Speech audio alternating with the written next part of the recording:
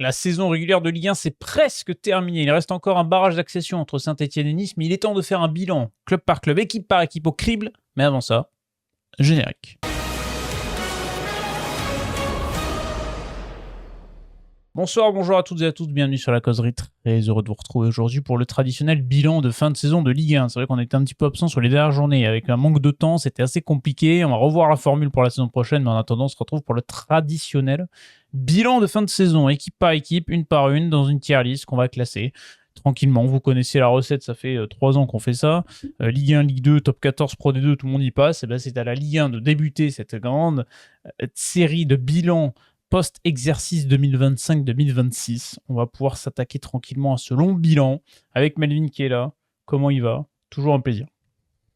Ah, écoute, on a toujours un plaisir de te retrouver et parler de cette bonne vieille Ligue 1 qui s'achève. Ça nous rend un peu triste, même s'il me reste 2 matchs de barrage.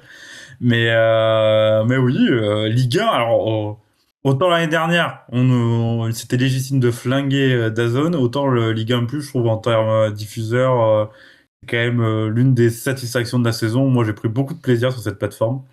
Voilà, sur la saison, que ce soit la qualité de diffusion, la qualité des reportages, voilà. Et je tenais à le souligner. Donc ça a rendu cette Ligue 1 encore plus belle, cette saison, avec de belles histoires et des mauvaises. on, on Il y a des risque belles d'en parler. séries et la dramaturgie de certains clubs qu'on va évoquer. Il y en a un bon, il y a une bonne pelletée quand même, hein, qui ont fait une saison un petit peu décevante. Mais effectivement, Ligue 1+, pour l'instant, on va dire une réussite d'un point de vue DA, d'un point de vue éditorial. Alors d'un point de vue prix, communication et gestion, ça c'est un autre débat qui ne nous animera pas aujourd'hui parce qu'entre guillemets, on n'a pas non plus 8 heures à consacrer à ce bilan. Dans 1 heure, il y a un super Rouen-Laval qui doit arriver en barrage d'accession pour la Ligue 2, donc attention, c'est aussi. Et la Ligue 2 sera passée au crible bientôt également pour cette saison-là. Mais écoute, commençons par le commencement. Combien tu mets en note? Je sais pas si on fait une note sur 10 ou sur 20 pour cette saison de Ligue 1 au global. On va dire sur 20. Sur 20, je mets quand même un bon 15 sur 20. Je trouve que Ok, pas j'ai mal. pris beaucoup de plaisir, il y a eu des bonnes choses. On a tendance à critiquer cette Ligue 1 sur certains points. Et je me dis, par rapport au contexte financier, j'ai quand même pris beaucoup de plaisir avec des joueurs qui se sont révélés.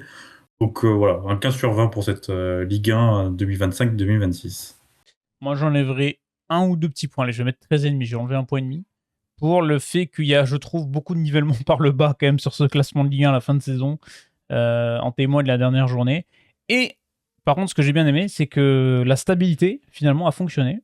Puisque si tu regardes toutes les équipes qui ont changé d'entraîneur, les trois quarts sont pétés la gueule. Et les équipes qui ont fait preuve de stabilité, je pense à Lille, je pense à Auxerre. Tu vois, dans les moments difficiles, on garde le coach, on reste sur la même ligne directrice, mais finalement, ça paye.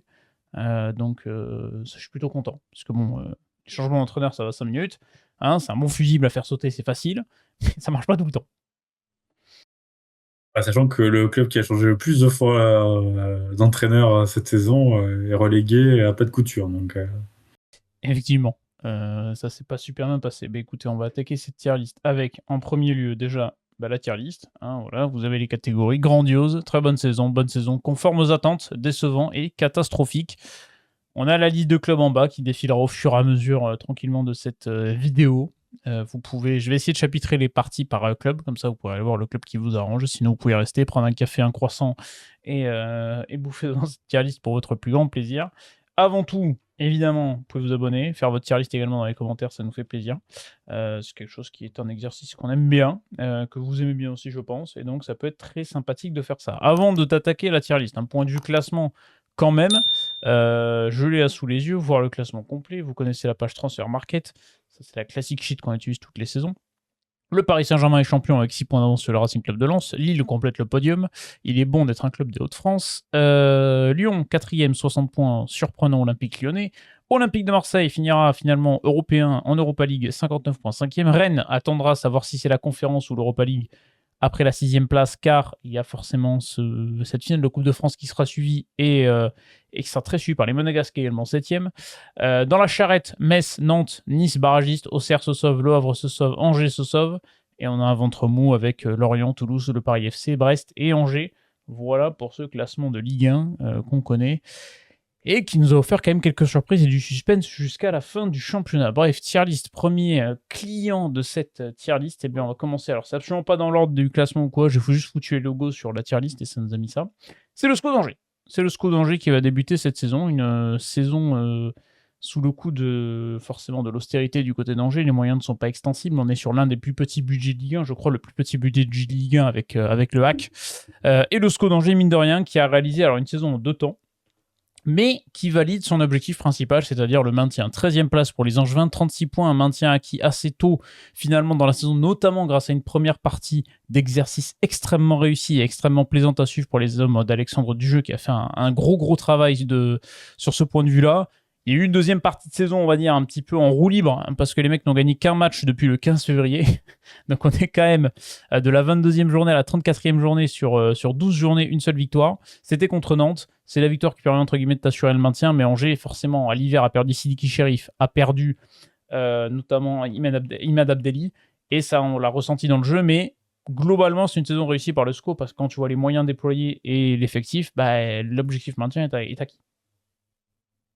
Oui, sachant que là aussi, on parle aussi pour le Havre notamment, tu as ce contexte financier qui est quand même très prenant, qui prend le pas sur le sportif, parce que je suis pas sûr qu'Oranger, par exemple, cet hiver, voulait vraiment se séparer de Sidiki Cherif sportivement. Hein. C'est plus une offre irrefusable et était obligé de céder. Et mine de rien, ils ont réussi à se réinventer. Il y a des joueurs qui ont montré des bonnes choses. Alors, ça vient du centre de formation. Tu as Marius Courcoul, si je dis pas de bêtises, son nom de famille, qui a montré des bonnes choses. Belkedim, c'était pas mal aussi. Voilà, t'arrivais à sortir quelques jeunes. Prosper Peter, bon, ça manque encore un peu d'efficacité, mais ça montre aussi quelques bonnes choses. T'as ce centre de formation qui a montré des choses, et à ses côtés, aux côtés de ces jeunes, t'as des tauliers qui ont répondu présent. Hervé Kofi qui fait une super saison. C'est bien un Ligue 1, on va le dire tout de suite. Hein. Ah oui, c'est un élément déterminant de ta saison. Mais voilà, t'as Arcus aussi qui a plutôt été pas mal. T'as Ecomier qui fait quand même une belle saison, et je pense qu'il va partir la progression qui m'a le plus surpris. Hein.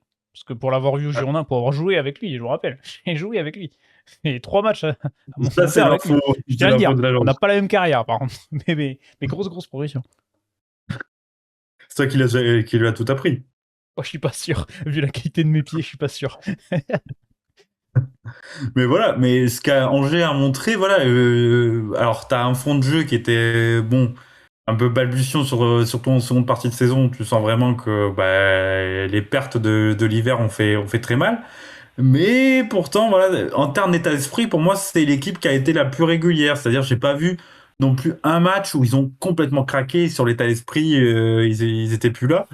Donc voilà, vraiment une bonne saison pour Angers. Par rapport, honnêtement, à ce que moi je m'attendais vraiment à une équipe vraiment en difficulté. Je pense qu'Angers, ils refont la même saison l'année prochaine, ils signent direct, quoi. Donc, à défaut d'avoir des moyens, au moins ils ont eu des idées, et ces idées ont été valorisées. Quand on travaille bien, on est récompensé. Exactement. Et je soulignerai également sur les bons coups du SCO d'Angers, Amin Zbahi, qui a fait une saison magnifique, franchement, qui est l'une des recrues de cette saison, parce qu'au vu du rapport qualité-prix, on va dire, c'est cadeau. C'est certes que 3 buts et une passe D, mais dans le jeu, ça amène pas mal de choses. Ils ont réussi à relancer Amin Zbahi, donc voilà, le SCO d'Angers a fait les coups. C'est encore un joueur à parfaire qui avait déjà montré des qualités à Grenoble, qui est un vrai joueur de percussion, mais qui a ce problème d'efficacité. Et ça, peut-être, c'est un palier supplémentaire la saison prochaine. Je pense que c'est un garçon qui peut aller chercher 7-8 buts, voire peut-être 10 buts sur une saison où voilà, il est en feu. Et Angers en aura besoin, parce que je suis pas sûr que le mercato estival soit très prompt à des milliers et des milliers de recrues. Donc on verra l'année prochaine. Mais il y a beaucoup de clubs qui m'inquiètent un petit peu pour la lutte pour le maintien l'an prochain, en vue des finances qui vont encore être drastiquement diminuées cet été. À noter également le bon coup de Branko van den Boomen, qui a montré de belles choses. Et la légende Pierrick Capel, la retraite. Voilà, je finirai sur ça pour le SCO. Et il va falloir. Ouais, et Abdoulaye Bamba Oui, c'est aussi, vrai, qui pardon. Effectivement. c'est quand même un pan de l'histoire angevine, les derniers, on va dire, reliquats de la période Stéphane Moulin. Bah voilà, c'est deux personnes qui étaient peut-être essentielles, peut-être pas sur la pelouse cette saison, mais dans le vestiaire. Et c'est toujours bien d'avoir ces joueurs de groupe qui peuvent te créer de l'unité, qui te rappellent les valeurs du club, cette fameuse dalle angevine. Mais voilà, moi je trouve que c'est un effectif qui était plutôt bien construit. On va en parler dans la qualité d'effectifs mal construits. Il y a certains clubs, notamment en Côte Dans le sud d'Azur de la et France. un peu plus au sud, qui sont un peu dans la catastrophe absolue. Mais là, je trouve que Angers, c'était bien construit, c'est bien pensé et c'est récompensé. Ouais, pour moi, c'est vraiment une bonne saison. Bonne saison pour le SCO d'Angers, sur ça on est amplement d'accord. Et bien écoutez, on va pouvoir passer au club suivant, la Lanterne Rouge, le FC Metz. Et alors là, c'est un cas, mine de rien, c'est un cas un peu spécial, le FC Metz, parce que forcément, on a notre classement de début de saison qu'on avait fait avec Jean. Melvin n'était pas là, je vous le montrerai à la fin de la vidéo. Il faut rester pour voir à quel point on a été catastrophique dans nos pronos. Ça, c'est un petit cadeau que je vous offrirai. C'est une petite sucrerie si vous avez le droit de rester jusqu'à la fin. Mais le FC Metz, c'est un cas un petit peu à part. 3 victoires, 8 matchs nuls, 23 défaites, 76 buts encaissés, moins 44 de différence de but, relégué avec seulement 17 points, donc le bilan comptable, il est pas bon. Les débuts de Stéphane Le Mignon en Ligue 1, malheureusement, ça a été très compliqué, mais on s'attendait à une saison galère pour le FC Metz.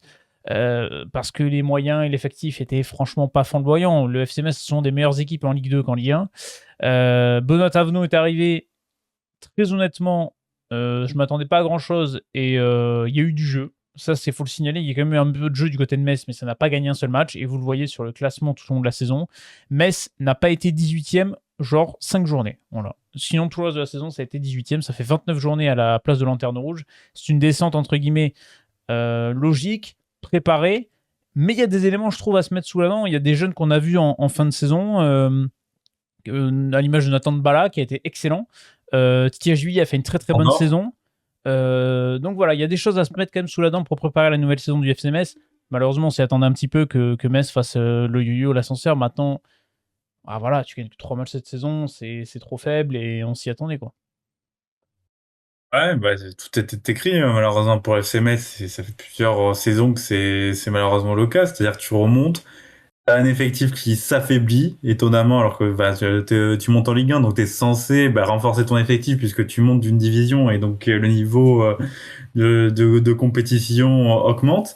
Et c'est jamais le cas à Metz. Et là, ils ont été complètement largués du début jusqu'à la fin. Tu as eu cette série qui est un petit peu la petite goutte d'eau dans le désert de la saison, c'est cette série de 3 victoires où tu dis ah peut-être un truc et en fait derrière tu recraques parce que t'as pas assez de qualité et il y a eu beaucoup d'erreurs aussi. Enfin peut-être moins en seconde partie de saison sous Tavenot, mais en première partie de saison, le nombre d'erreurs de relance, de buts Les offerts à cadeaux, à chaque l'adversaire, fois, c'est impressionnant. c'était déjà que t'as pas un effectif extraordinaire.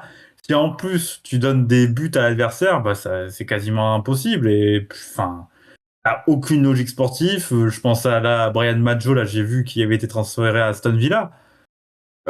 Quelques apparitions en Ligue 1 et encore c'était pas vraiment très probant. Et bon, t'as l'offre de 12 millions d'Aston Villa et hop, c'est dans l'avion. Et en fait, le souci, c'est que t'as pas de construction et t'as essayé de faire de bric-à-brac en allant chercher des vieux grognards. Habib Diallo, c'est pas forcément pour moi un pari gagnant. Ça a été très compliqué, voilà, et il a été beaucoup moins en réussite que lors de son premier passage. T'as également Bounassar. Bon, sur la fin, c'était un peu mieux parce que voilà, mais il devait se remettre, donc c'était un peu compliqué. Bamin, tu l'as un peu trimballé à quelques postes. Boubacar Traoré, c'était vraiment pas extraordinaire. Enfin, voilà, je trouve que ce Metz-là, en fait, me laisse sur la fin parce que je me dis qu'il y a vraiment quelque chose de mieux à faire. T'as des jeunes sur ce que j'espère, tu vas construire avec eux, Mbala. Il y a aussi Jadon Pandor qui, en fin de saison, a montré des bonnes choses. Et puis voilà, tu repars sur un nouveau projet Ligue 2. Et en fait, quand je vois les noms, j'ai l'impression que c'est Metz, en fait, est retourné il y a 2 saisons en arrière parce que Stéphane Gilly, pour moi, c'est la copie conforme de Stéphane de Mignan. Donc, on verra si c'est lui qui est choisi. Mais enfin, voilà. si ça repart sur les mêmes intérêts, les mêmes projets, en fait, bah, à chaque fois, tu vas éternellement, c'est ton plafond de verre, la Ligue 1. Et c'est bien dommage parce que je pense que Metz a le potentiel pour s'installer en Ligue 1. Totalement, mais il va falloir changer de gouvernance peut-être, à trouver un projet un peu plus ambitieux. Alors les moyens, c'est toujours plus compliqué, mais le scénario pour Nathan Mbala, on s'y attend tous. Hein. C'est la bonne saison de Ligue 2, c'est vendu 15 patates à un club du milieu de tableau de première ligue l'été prochain. Hein. C'est mon avis. Ah, je pense que enfin, en tout cas, dans leur intérêt de conserver ce type de joueur pour la remontée. Enfin, on va dire espérer jouer la remontée parce que la Ligue 2 c'est très concurrentiel. Donc aujourd'hui, même si t'es relégué, t'es pas forcément pour moi favori de Ligue 2. Mais ouais, va falloir s'appuyer sur ça, sur cette jeunesse. Partir sur autre chose, tu vas avoir des départs. J'ai vu qu'Alpha Touré, par exemple, était pisté par des clubs anglais. Donc voilà, et repartir avec l'idée déjà d'arrêter de faire des paris, parce que cette saison, il y a quand même beaucoup de paris tentés. Je vois encore Fodé Ballo-Touré, qui c'est franchement pas une belle réussite. Yekbe, ça me rend pas... Enfin, voilà, Même ça n'a pas Jonathan été très Fischer, hein. convaincant. Tu le payes 3 patates, c'est le transfert le plus cher de Ouais, ton été, Jonathan c'est Fischer, décevant. c'est terrible. Alors après, bah, sa décharge, vu la défense messine, ça n'a pas aidé non plus. Et là, tu l'as un peu tué mentalement en mettant définitivement Papsi. Euh, Faudra voir. Faut à nouveau reconstruire. On va dire ils ont quand même l'expérience de ça, mais il n'y a pas de gage de remontée immédiate. Hein. La Ligue 2 est très concurrentielle et tu dois repartir sur une nouvelle page blanche. Exactement. Et merci quand même pour les matchs spectacles en fin de saison. Je pense aux 4 partout contre le Havre. Il y a eu un gros match contre Toulouse aussi. Voilà, défaite 4-3. Ouais, c'est dommage parce que il y a plusieurs matchs où tu dis Ouais, ils ils passent à côté. Hein. accrochent, ça peut tourner en leur faveur. Mais là, le match contre Marseille, je les avais pas trouvé du tout ridicules. Il y a Gauthier qui Bon, touche le Nantes, poteau fin de première mi-temps. Et tu te dis, s'il rentre à un partout à la même, mi-temps, c'est pas pareil. même contre Rennes de mémoire, ça avait pas été non plus catastrophique.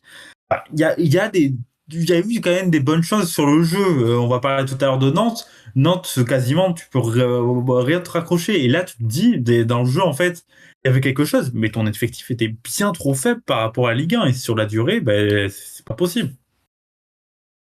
Effectivement, je suis d'accord avec toi. Est-ce qu'on les met conformes aux attentes? Décevant même quand même, je sais pas.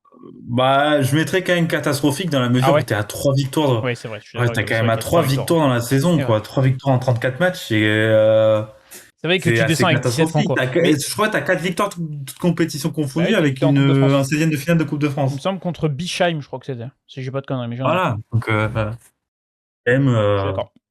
Oui, c'est vrai. Et pourtant, en termes de jeu, c'est pas un des pires lanterneaux rouges. Bref. ah oui, C'est ça oui, qui est terrible. mais il y a eu quand même des choses plutôt cohérentes. Olympique Lyonnais, ça pareil, cas épineux, cas différent, cas complètement à part, unique. Si quelqu'un avait dit à l'Olympique Lyonnais qu'il terminerait 4e de la saison au début de l'exercice 2025-2026, je pense que peu y aurait cru, et moi le premier, je n'y aurais pas cru. Mais quand tu vois la fin de saison, tu peux quand même avoir des regrets d'Olympique Lyonnais, quand même, quand tu vois ces 3 derniers matchs, quand tu vois certains momentum de saison, notamment en Europa League. C'est pour ça qu'elle est très compliquée à juger, je trouve, cette saison de l'Olympique Lyonnais. J'ai quand même envie de dire que la saison est quand même un peu miraculeuse parce que quand tu vois l'effectif qui est très réduit, quand tu vois le mercato, la situation financière, tout ça, très compliqué. Lyon arrive à proposer quelque chose et c'est la spécialité de Paulo Fonseca. Mais la spécialité de Paulo Fonseca, malheureusement, c'est de rater les sprints finales. Il y a eu deux défaites sur les 2 derniers matchs. Tu rates cette 3e place qui aurait fait énormément de bien aux finances.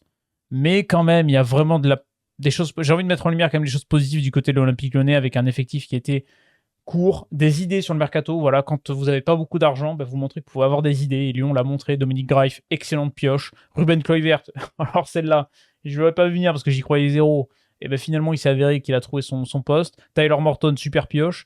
Alfonso Moreira, peut-être l'une des révélations de la saison. Pavel Schulk, c'est pareil, on a adoré Pavel Schulk. Le coup Hendrik en prêt, même Roman Yaremchuk a amené ce qu'il fallait. La renaissance d'un Corentin Tolisso. Lyon, la renaissance de Moussa Niakhaté. Lyon a redoré son image, a eu cette image d'une équipe soudée, d'un groupe qui marchait bien. Et pourtant, je ne peux pas m'empêcher d'avoir des regrets sur cette fin de saison. Bah oui, parce que notamment les 2 derniers matchs, en fait, te mettent dans une situation en fait, compliqué parce que tu te dis, ben, ça brouille un peu, on va dire, l'analyse de ta saison. Lyon a fait de très très belles choses et franchement, même en termes de jeu, hein, il y a beaucoup de matchs, les 2 matchs contre le PSG, moi j'ai apprécié, surtout le match aller où franchement j'avais pris beaucoup de plaisir. Ils avaient perdu 3-2, mais ça avait été vraiment un bon match consistant. Mais dans la saison, pour moi, Lyon, en termes de jeu, c'est l'une des équipes où j'ai pris le plus de plaisir à voir. Donc, et je m'en attendais pas forcément en début de saison quand je me suis dit, bah ouais, t'as tous ces problèmes financiers, cette contrainte financière. Finalement, ça les a soudés et ça leur a permis aussi de peut-être d'être moins, on va dire, un peu sous-estimés. Je pense qu'il y a eu un peu ça. Et franchement, ils ont fait une très belle saison. Le recrutement, c'est quasiment sans faute. On va parler de Lens. Je pense que les 2 recrutements, c'est quasiment des sans faute parce que chacun a apporté sa pierre à l'édifice. Je prends l'exemple de Yaremchuk. Il arrive. C'est très clair, c'est le mec qui va te mettre 4-5 buts, mais peut-être 4-5 buts importants. Ça a été le cas en fin de saison, c'est lui qui a pris le relais. Hendrick, que ce soit dans le jeu, bon, ce niveau stats, c'est hormis le triplé contre Metz, c'est pas non plus extraordinaire, mais en termes de jeu, ça t'a apporté quelque chose. Alfonso Moreira, il a pris de plus en plus d'épaisseur au fil de la saison. Pavel Souk, même pas à présenter. Franchement, c'était une très belle réussite, Lyon. Et c'est vrai que c'est ça, en fait, c'est vraiment l'analyse frustrante parce qu'on se dit, mériter mieux cette 3e place, honnêtement, leur tendait les bras. Après la victoire contre Rennes, tu te dis, bon, c'est bon, ils ont fait le plus dur. Et derrière, tu as ces 2 gadins, mais en fait, on en avait parlé ensemble. Moi, ça m'a pas choqué. Parce que Fonseca, sur les fins de saison, j'ai l'impression que il y a un rituel de les 2 dernières journées, il se passe un mauvais résultat qui fait que bam, on va dire l'Europe t'échappe. Et malheureusement, ça a été, ça a été le cas avec ces 3e tours préliminaires et ce barrage, qui sont vraiment un cadeau empoisonné, hein, parce que Ouais, les derniers clubs à les avoir c'est un bordel, disputés, hein. la saison ont galéré. Hein. Et je sais plus qui y a, j'ai commencé à voir des screens sortir en fonction, etc. Potentiellement, c'est un club turc, style Fenerbahçe ou quoi, et c'est des trucs qui sont vraiment bourbiers, quoi. Donc, ouais, je suis d'accord Ouais, avec toi. voilà, donc et puis ça influe aussi sur ta préparation, où tu dois commencer un peu plus en amont, donc et surtout commencer fort, puisque tu as tout de suite des matchs à très très très hauts enjeux et capital pour ta survie financière. Une qualification en Ligue des Champions ferait, pour la phase de Ligue des Champions, la phase de Ligue, elle te ferait beaucoup plus de bien que aller une nouvelle fois en phase de Ligue Europa. Donc à voir, mais c'est beaucoup de bonnes choses à Lyon, des jeunes aussi qui ont montré, Je l'ai souligné, ça. Humbert. Un jour de retour de centre de formation aussi, hein. Ouais, et ça fait Kango, plaisir. Humbert, Voilà. Khalis Mera, ouais, voilà, enfin, quoi. Voilà. Et c'est ton ADN. Et franchement, ton public s'est identifié. Et puis bon, on peut pas l'oublier. Immense saison de Corentin Tolisso. Il y en a un qui l'a oublié, Autant je crois. dans l'importance qu'il y a dans le vestiaire que sur le terrain, où je pense pour moi c'est le meilleur Lyonnais de la saison. Et ça doit être un bonheur d'avoir encore un Tolisso dans ton équipe. Quand tu vois cette saison Ouais. sportivement ou dans le vestiaire, ouais, je suis d'accord, c'est impressionnant. Et puis cette liberté qu'il a offensivement, de pouvoir aller vers l'avant, je pense que c'est Il peut-être s'est ça qui pourrait freiner réinventé le passage en équipe de France. depuis 2 ans. Il s'est complètement Ouais. réinventé. Et je pense que c'est ça qui bloque en équipe de France, c'est que en équipe de France, je pense qu'il aurait moins cette liberté-là de se projeter dans l'avant dans le double pivot de Didier Deschamps, et donc potentiellement que ça pourrait moins coller. Je pense que c'est peut-être l'une des justifications du fait qu'il ne soit pas sélectionné, notamment. Je vous laisse en débattre dans les commentaires, et maintenant, nous, on va devoir caler l'Olympique Lyonnais dans cette tier list. Alors, très bonne saison en vrai, hein, parce que par rapport aux attentes de début de saison, je pense, au moins là, hein. Non?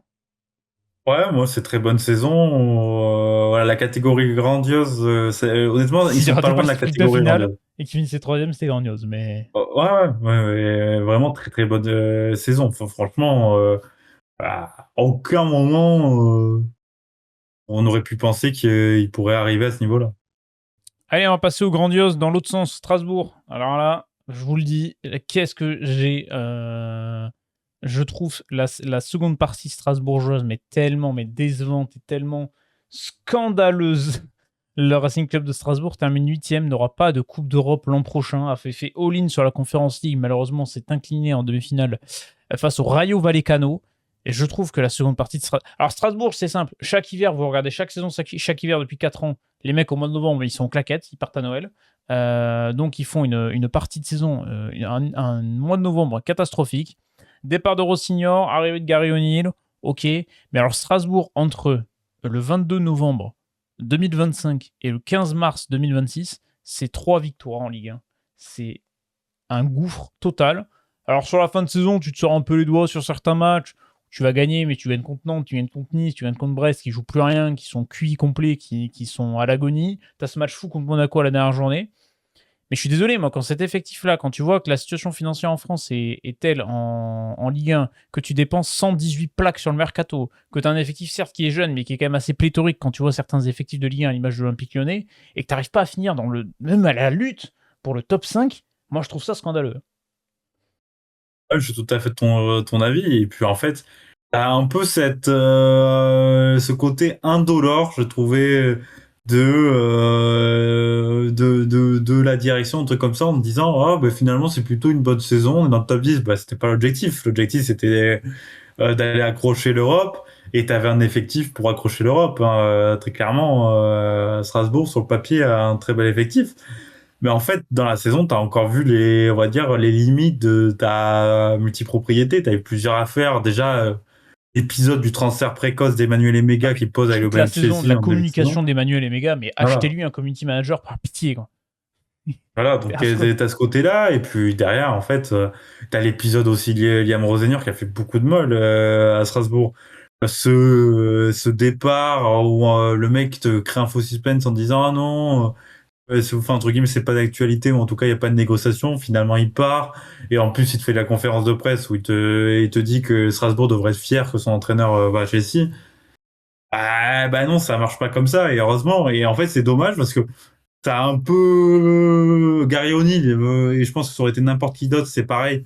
C'est compliqué derrière, et en plus, t'as eu des mauvais éléments. T'as eu la blessure de Panicelli. Pour moi, t'as condamné tes ambitions parce que Panicelli te portait. Et j'ai hâte de le revoir parce que franchement, pour moi, c'est mon attaquant chouchou Ah de la ouais, je suis saison. d'accord avec toi. Quel attaquant, putain. Ça, c'est Voilà. formidable, par contre. Moi, je dis, hein, en tant que supporter d'Atlético Madrid, je veux le voir Il est porter tellement le maillot Simeone d'Atlético Madrid. compatible. Voilà. À la place de Sorloth, là. Euh, voilà, c'est l'une des satisfactions. Mais enfin, quand tu vois la qualité qu'il y a dans cet effectif, et en plus, au-delà de ton 11, tu as quand même un groupe. C'est-à-dire que Strasbourg a plus qu'un 11. Et mine de rien, bah en fait, ça n'a pas marché. Tu as eu des belles surprises. El Mourabé a montré des bonnes choses, notamment. Et, sur la saison, enfin, franchement, c'est 2 ans et on va voir la suite parce que il y a quand même plusieurs erreurs sur les mercatos. Je pense le départ de Sarr, compensé par Anselminho, qui n'avait pas envie de venir puisqu'il était bien à Dortmund. Et finalement, il se blesse et puis, enfin, voilà, il a pas pu performer. T'as cet épisode-là. Puis t'as des recrues qui, enfin, franchement, ont également tiré la langue. Voilà. Il y a eu le coup, merde, je sais plus son nom, le Sud-Américain, qui est reparti en prêt, qu'on attendait beaucoup. Paez. Kendry Paez, merci. Je n'arrive plus à Ouais. son nom. Pareil, la gestion de Kendry Paez, c'était compliqué. Tu as certaines gestions de joueurs qui ont été très compliquées. La gestion des mégas, toute la saison, entre les blessures, la communication, machin, c'est raté. Du coup, tu as eu un problème de numéro 9, tu as placé Julien Cizola, ça a réussi dans un premier temps, etc. Tu as des bons coups, hein, Martial Godot, Kessim Yassim, moi j'ai bien aimé, j'aimais beaucoup Dunkerque, j'ai hâte de voir ce qu'il va donner à Strasbourg. Mais tu vois, tu as une âme du Racing Club de Strasbourg qui est en train de s'en aller petit à petit. Je veux dire, un Valentine Barco qui est un joueur fantastique, qui a fait une saison incroyable, bah ça y est, il s'en va. Tu sens que tu perds petit à petit l'âme d'un club comme le Racing Club de Strasbourg, quoi.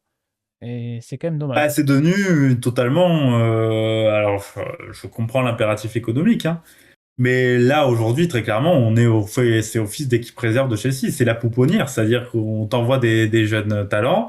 Et en fait, ça va être un éternel recommencement pour les supporters de Strasbourg. C'est-à-dire qu'en fait, on commence entre guillemets à t'attacher à ces joueurs parce qu'ils peuvent être bons, ouais, et apporter quelque chose. Mais en fait, c'est éphémère parce que ça reste 1 ou 2 saisons max. Et après, ça repart parce que cet été, tu risques de perdre. Barco, c'est sûr. Emega, c'est sûr. Penders, peut-être, probablement, il reviendra pas. Donc, ça fait déjà 3 joueurs majeurs. Guinadou, je suis pas sûr Ensuite, qu'il reste, moi. voilà. Diego Moreira, c'est pareil. Il est pisté par Dortmund notamment. Ça fait déjà pas mal de joueurs qu'on va dire essentiels ou en tout cas identifiés par le public strasbourgeois qui vont partir. J'oublie, mais Doucouré aussi, ça peut aussi partir. Voilà, c'est-à-dire tu repars sur une lessiveuse, tu repars sur une nouvelle fois un nouveau cycle de jeunes joueurs. Et Alors, puis là, t'as pas de Coupe d'Europe. Hein. Enfin, voilà. je sais pas si on se rend compte de... Moi, je trouve ça dingue que Strasbourg ne soit pas en Coupe d'Europe l'an prochain quand tu sais l'impératif financier. Et je conseille à tout le monde d'aller écouter l'excellente émission de Zach Nani avec David Guzman et Pierre Rondeau sur les analyses de bilan de NCG. Quand tu sais que Blueco aura des gros impératifs économiques dans quelques années, il va falloir faire de la valorisation de joueurs, il va falloir faire rentrer de l'argent dans les caisses. Donc, et la Coupe d'Europe pourrait t'aider à ça. Donc, ouais, curieux de savoir l'évolution du projet du Racing Club de Strasbourg, mais je suis très déçu que Strasbourg... Alors là, par contre, l'an prochain, si tu me fais un effectif pareil avec 15 000 joueurs et qu'il n'y a qu'un seul match par semaine et que tu n'arrives pas à finir dans les 4, on verra l'effectif et le mercato, mais attention quand même, hein, parce que ça pourrait vite tourner au fiasco, ça, cette histoire. Mais bon, bref. Où est-ce qu'on les met, Strasbourg, dans la tier list? Ouais, décevant. Décevant. Hein. Franchement, Ouais, c'est vrai. décevant. Il y a une frustration par rapport au potentiel qui est trop forte et c'est pas conforme aux attentes. Moi, à Strasbourg, je les mettais dans les places européennes. Je suis tout à fait d'accord avec toi, c'est décevant, et pourtant on prend du plaisir à regarder Strasbourg, mais en termes de résultats purs, c'est malheureusement un cran en dessous. Racing Club de Lens, allez, on enchaîne. Bah, écoute, on va enchaîner les deux premiers championnats, c'est Lens et Paris Saint-Germain. Bon, bah, on est sur la meilleure saison de Ligue 1, voilà, tout simplement. Deuxième du championnat, la lutte pour le titre. Pierre Sage, première saison pleine en tant qu'entraîneur. Je tiens à le signaler quand même, sa première saison pleine en tant qu'entraîneur. Il te lâche une masterclass comme ça.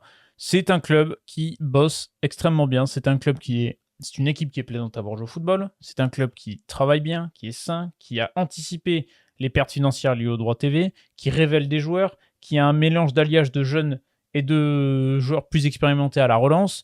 C'est un club qui a tout compris, qui a des très grandes valeurs, qui a fait une très très grande saison. Bah, juste bravo, quoi. Je sais même pas ce qu'on peut dire sur Lens, mais entre les révélations Robin Riss, Mamadou Sangaré, Baïdou, Malang Sarr, la relance, Adrien Thomasson qui fait une saison exceptionnelle, la relance de Florian Thauvin, la meilleure saison peut-être de la carte d'Hudson Edouard. Enfin, je sais même pas par où commencer le RC Lens, c'est juste stratosphérique. Il n'y a Non, mais il pas y a que un des coup réussites. raté dans ce mercato, quand même.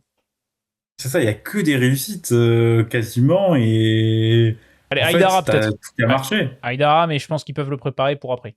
Ouais, Voilà. voilà. Et je pense qu'Aïdara, c'est plus pour la saison prochaine. C'est-à-dire, c'est un joueur qui était en méforme et que tu essaies de relancer. Mais c'est vrai que, franchement, il y a que des réussites et des réussites pour pas non plus, voilà, des gros achats par rapport à ce qu'il faisait avant.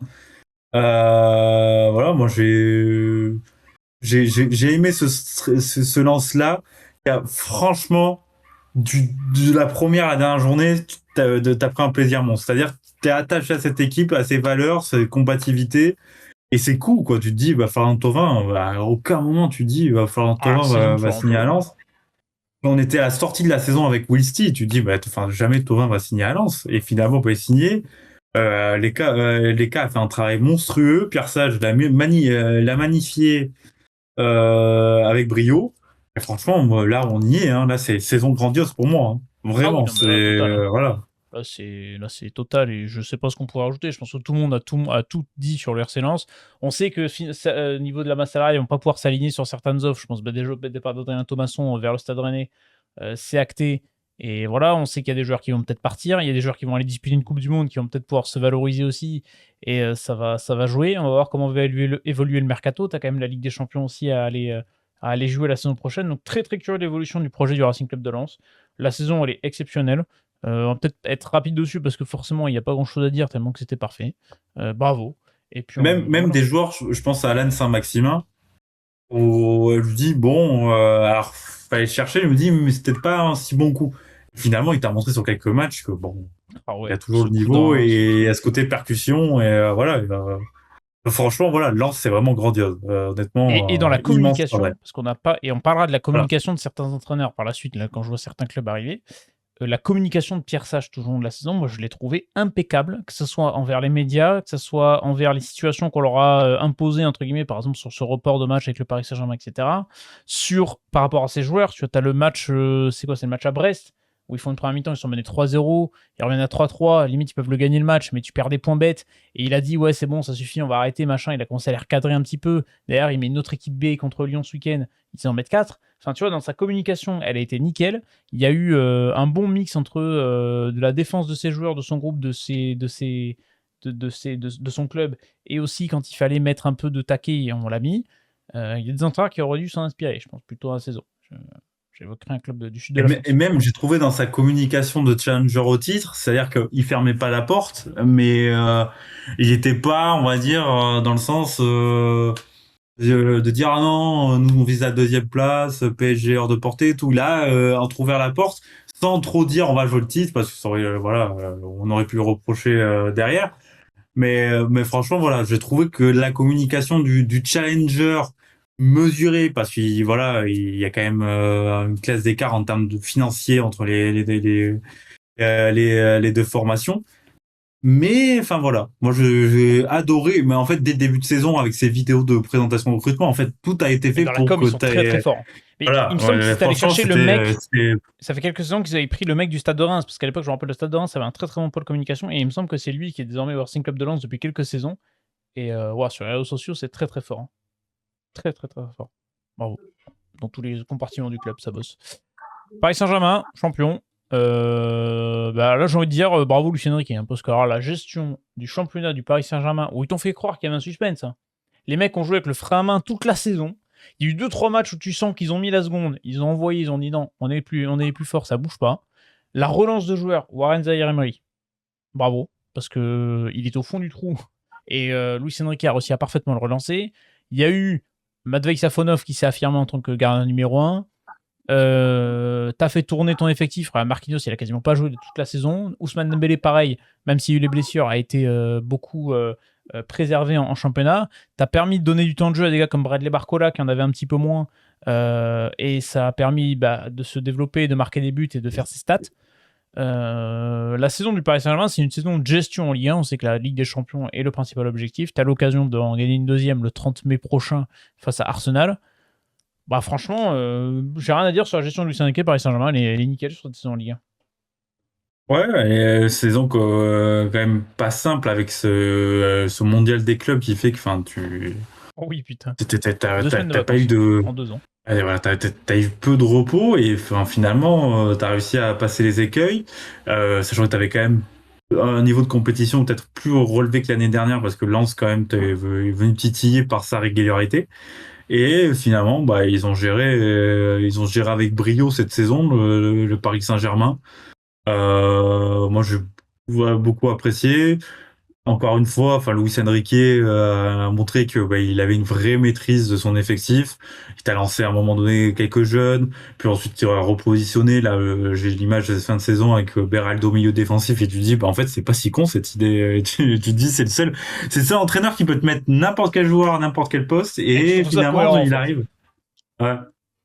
Warren Zaïre-Emery qui est pour moi aujourd'hui limite l'un des meilleurs latéral droit de Ligue 1. Tu te dis le mec à la base est milieu de terrain quand même.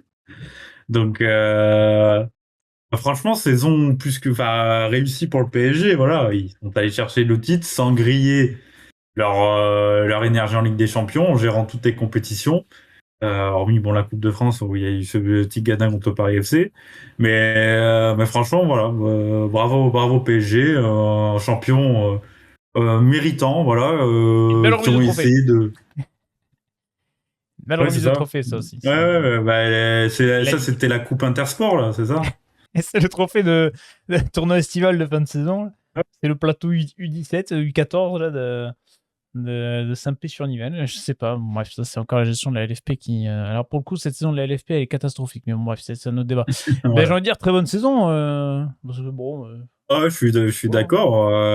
Voilà, bon, on les attendait avant le titre, mais au-delà du titre, c'est même en termes de niveau de jeu, il y a eu plusieurs matchs qui étaient vraiment de très grande qualité, et on est loin du PSG qui, alors certes, pillait peut-être le championnat à la mi-mars, et après derrière, c'était vacances. C'était 508e de Ligue des Champions, c'était la branlette.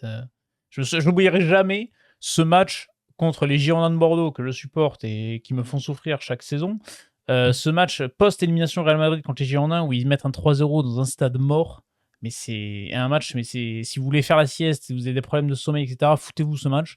Je vous jure, c'est la saison 2021-2022, du coup, je crois, si je dis pas de conneries. C'est catastrophique. FC Lorient, le champion de Ligue 2 en titre, qui était du coup qui a été succédé par 3. Je vais y arriver à faire une phrase en français. Le FC Lorient, pareil, saison très très solide de l'orienté en tant que promu, beaucoup de réussite, beaucoup de joueurs dans cet effectif que j'ai beaucoup apprécié.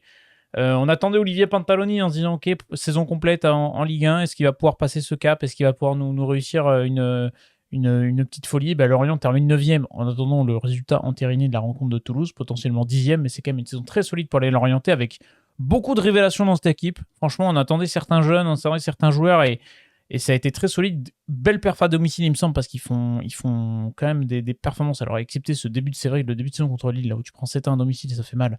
Mais Ouais, mais paradoxalement, cette défaite a formé quelque oui, chose. je suis d'accord avec toi. Et à partir de là, tu as senti un nouveau Lorient qui s'est sorti les doigts et qui a montré de très belles choses. Évidemment, alors Yvon Bogo, ça a mis du temps à monter en puissance, mais je trouve que sa saison n'est pas si déconnante, mais ça a quand même mis du temps. Mais voilà, Arsène Kouassi, c'est révélation absolue. J'ai adoré ce joueur. On l'attendait, on en avait parlé l'été dernier en se disant qu'il arrive, il y a le bond d'Ajaccio, comment ça va se passer, etc. La transition a parfaitement été faite.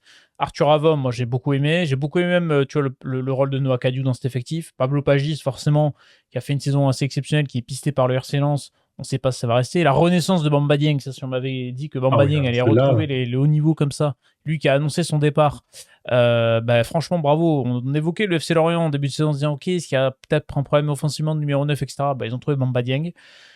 Voilà, je crois que Romain Molina, j'ai écouté son bilan, avait expliqué que Bournemouth allait peut-être réinjecter des sous dans le FC Lorient, donc ce serait pas déconnant que Lorient ait des ambitions un peu plus hautes sur les saisons à venir. Alors pas tout de suite dès la saison prochaine, mais en tout cas dans les années à venir potentiellement. C'est vrai que là, le mercato pour le coup va être costaud à Lorient parce qu'il faut trouver un coach. Pantaloni s'en va. C'est compliqué de travailler avec cette direction, on va pas se mentir. Le président Ferry, c'est pas toujours simple de travailler avec lui. T'as des joueurs cadres qui vont s'en aller, mais en tout cas sur cette saison, bravo. Ouais, je suis tout à fait d'accord avec toi. Même étonnant parce que à un moment tu te dis mais enfin ils vont même aller accrocher l'Europe. Tu te dis bon sur un malentendu voilà. Mais là aussi on parlait de Lens mais c'est des équipes comme ça qu'on a pris beaucoup de plaisir. Lorient a s'attaché un peu à eux parce que enfin franchement ils faisaient des belles performances. T'as des joueurs, voilà, t'as parlé d'Arthur Avom, la renaissance de Bamba Dieng, cyclique, hein, c'est-à-dire c'est quand même fou. Le mec, il est mis de pousser à la sortie au mercato d'hiver, il te met un but et après il part sur une série assez folle. 10 buts, mais quand tu vois les 10 buts, je crois qu'il y en a quasiment 9 où c'est en seconde partie de saison, donc c'est dire. Ah tiens, voilà, cadeau. Voilà, mais Début de saison, c'est alors le premier but, il le marque à partir de la 17e journée. Voilà. ah, c'est ça. Et après, Et après, il derrière, enchaîne. quasiment très, très régulier. Et voilà, mais une saison plus que réussie. Pantaloni a fait du super travail.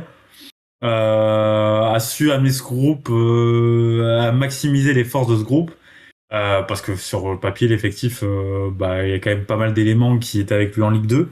Mais voilà, excellent travail l'orienté. Moi, j'ai beaucoup apprécié ce que j'ai vu. Maintenant, voilà, on anticipe un peu, mais c'est comme Angers, on est dans le brouillard un petit peu de comment ça va se passer.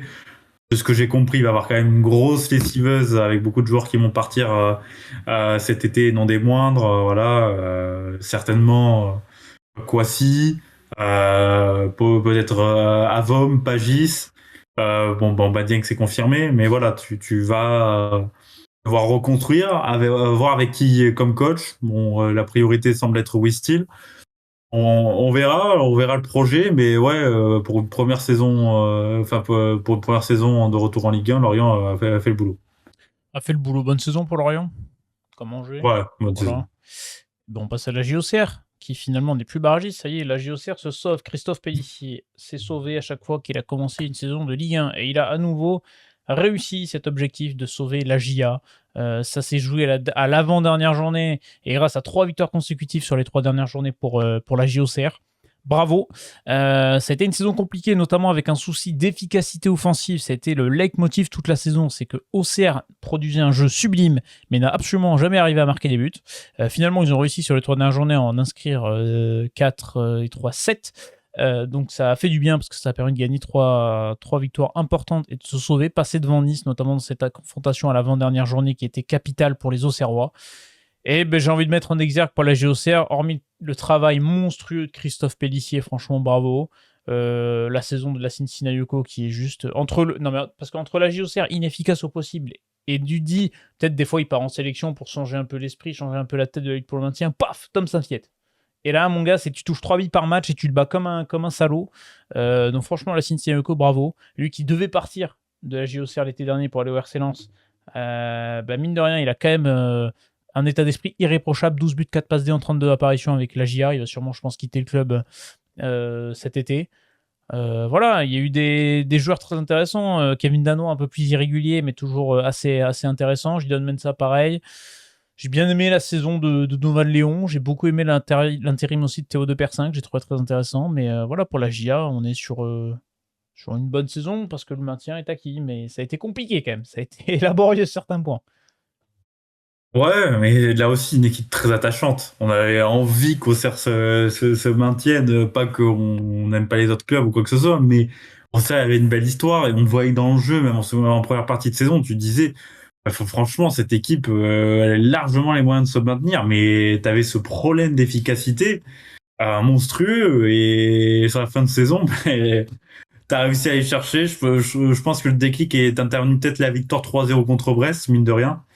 Qui a fait beaucoup de bien. Et après, voilà, tu vois, derrière, une seule défaite contre Lyon. Et encore, Lyon, tu perds de peu. Donc, t'as fait une fin de saison qui t'a permis de. Voilà, Et mine de rien, depuis la 20e journée, c'est seulement 3 défaites. C'est un vrai bon rythme. Et parce que t'as aussi l'efficacité qui a tourné sur les 3 derniers matchs, t'as Angers qui t'a offert du coup ta finale contre Nice. Tu gagnes contre Nice dans un match incertain, mais tu finis par remporter les 3 points. Et après, contre Lille, t'as fait le boulot en faisant un super match. Et un match de taulier, parce que t'as pas laissé beaucoup d'espoir à Lille, qui jouait sa qualification directe en Ligue des Champions. Et sur le match, j'ai l'impression que Lille avait aucun moyen d'aller perturber cette équipe auxerroise. Donc, très, très, très bonne fin de saison d'Auxerre. Et voilà, des joueurs, t'as parlé de Sinayoko qui fait une fin de saison aussi brillante. Dans les buts, Léon a fait quand même le boulot. J'ai bien aimé Oko, tu vois, je trouvais qu'il apportait quand même pas mal de choses. Et voilà, bravo Auxerre, et mine de rien, c'est une nouvelle saison en Ligue 1. Auxerre s'installe en Ligue 1 et c'est pas pour me déplaire.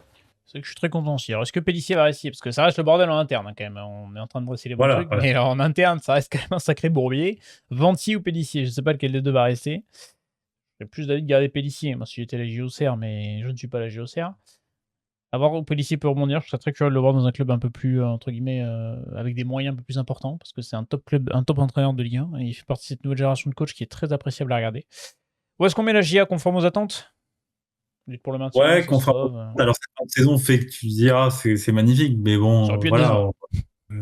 Voilà, l'objectif c'était le maintien et bravo au CER qui a fait le boulot et ça fait plaisir et hâte de les voir l'année prochaine en espérant qu'il y ait un peu plus de stabilité et que Pélissier reste parce que pour moi Pélissier c'est la clé de voûte de ton projet depuis sa nomination. Je suis amplement d'accord avec toi. Le Havre maintenant, alors là attention parce que autant sur la saison j'ai pas grand chose de négatif à dire sur le Havre, autant sur les projections de l'an prochain je suis extrêmement pessimiste. Peut-être le club avec lequel je suis plus pessimiste potentiellement avec le Brest pour le Havre. Alors le HAC déjà, c'est sauvé. Voilà. Et c'est sauvé, on va dire, de manière un peu plus sereine que les dernières saisons. Le HAC enchaîne un 3e maintien, 4e maintien consécutif. J'ai perdu le compte, je suis plus à 3 ou 4, mais c'est quand même assez stratosphérique parce qu'on est quand même sur 6 ou 7 mercato consécutifs en n'ayant pas dépensé 1 euro. Donc ça, c'est entièrement un travail monstrueux de la cellule sportive de la part du HAC. Une saison avec quand même des joueurs qui se sont révélés. Il y a eu des joueurs très intéressants, il y a eu des jeunes joueurs, toujours un mix avec un Didier Digard qui vraiment a amené une patte qui est très intéressante. J'ai adoré la sonde Murillo, qui je trouve est très sous-coté dans cette saison de Ligue 1 parce que ça a été un top gardien qui a fait du bien. Et décisif, oui. La dernière journée. Exactement, avec ce penalty arrêté. Le retour de Timothée Pembele, tu vois, c'est des mecs qui veulent arriver, qui veulent revenir au HAC. Il y a eu une très bonne émission du Winamax FC avec Mathieu Bonnemer. Et j'ai oublié le nom de l'autre personne qui l'accompagne à la cellule de recrutement, c'est terrible. Où il expliquait que Timothée Pembele lui avait envoyé un message, le mec a dit ouais j'arrive tout de suite parce que en fait il y a cette émulation là au Havre, il y a cette envie de vouloir être dans ce groupe là, de vouloir travailler avec eux. Gourna Douat, faire un coup comme ça, bravo. Il y a faire un coup Sofiane Bouffal également à l'hiver. Et puis tu as quelques révélations. Kenny Ketan a été très intéressant notamment. Tu as la très bonne saison de Soumaré qui fait une top saison.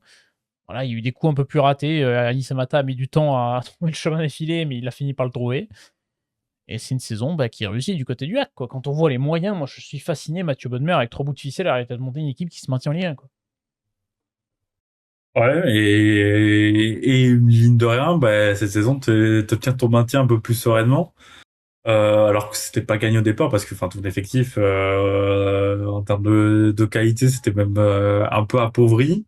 Et puis t'as le mercato d'hiver, je trouve. Alors autant les autres clubs, le mercato d'hiver fait office un peu de rustine ou quoi que ce soit. Le Havre, je trouve qu'ils ont réussi à faire pour eux le mercato d'hiver un mercato de renforcement. Je trouve qu'à chaque fois l'hiver ils trouvent toujours des bons petits coups. Qui font que ton équipe augmente de niveau. Le coup Coronadua, on l'a pas vu venir, et ça a été un super coup.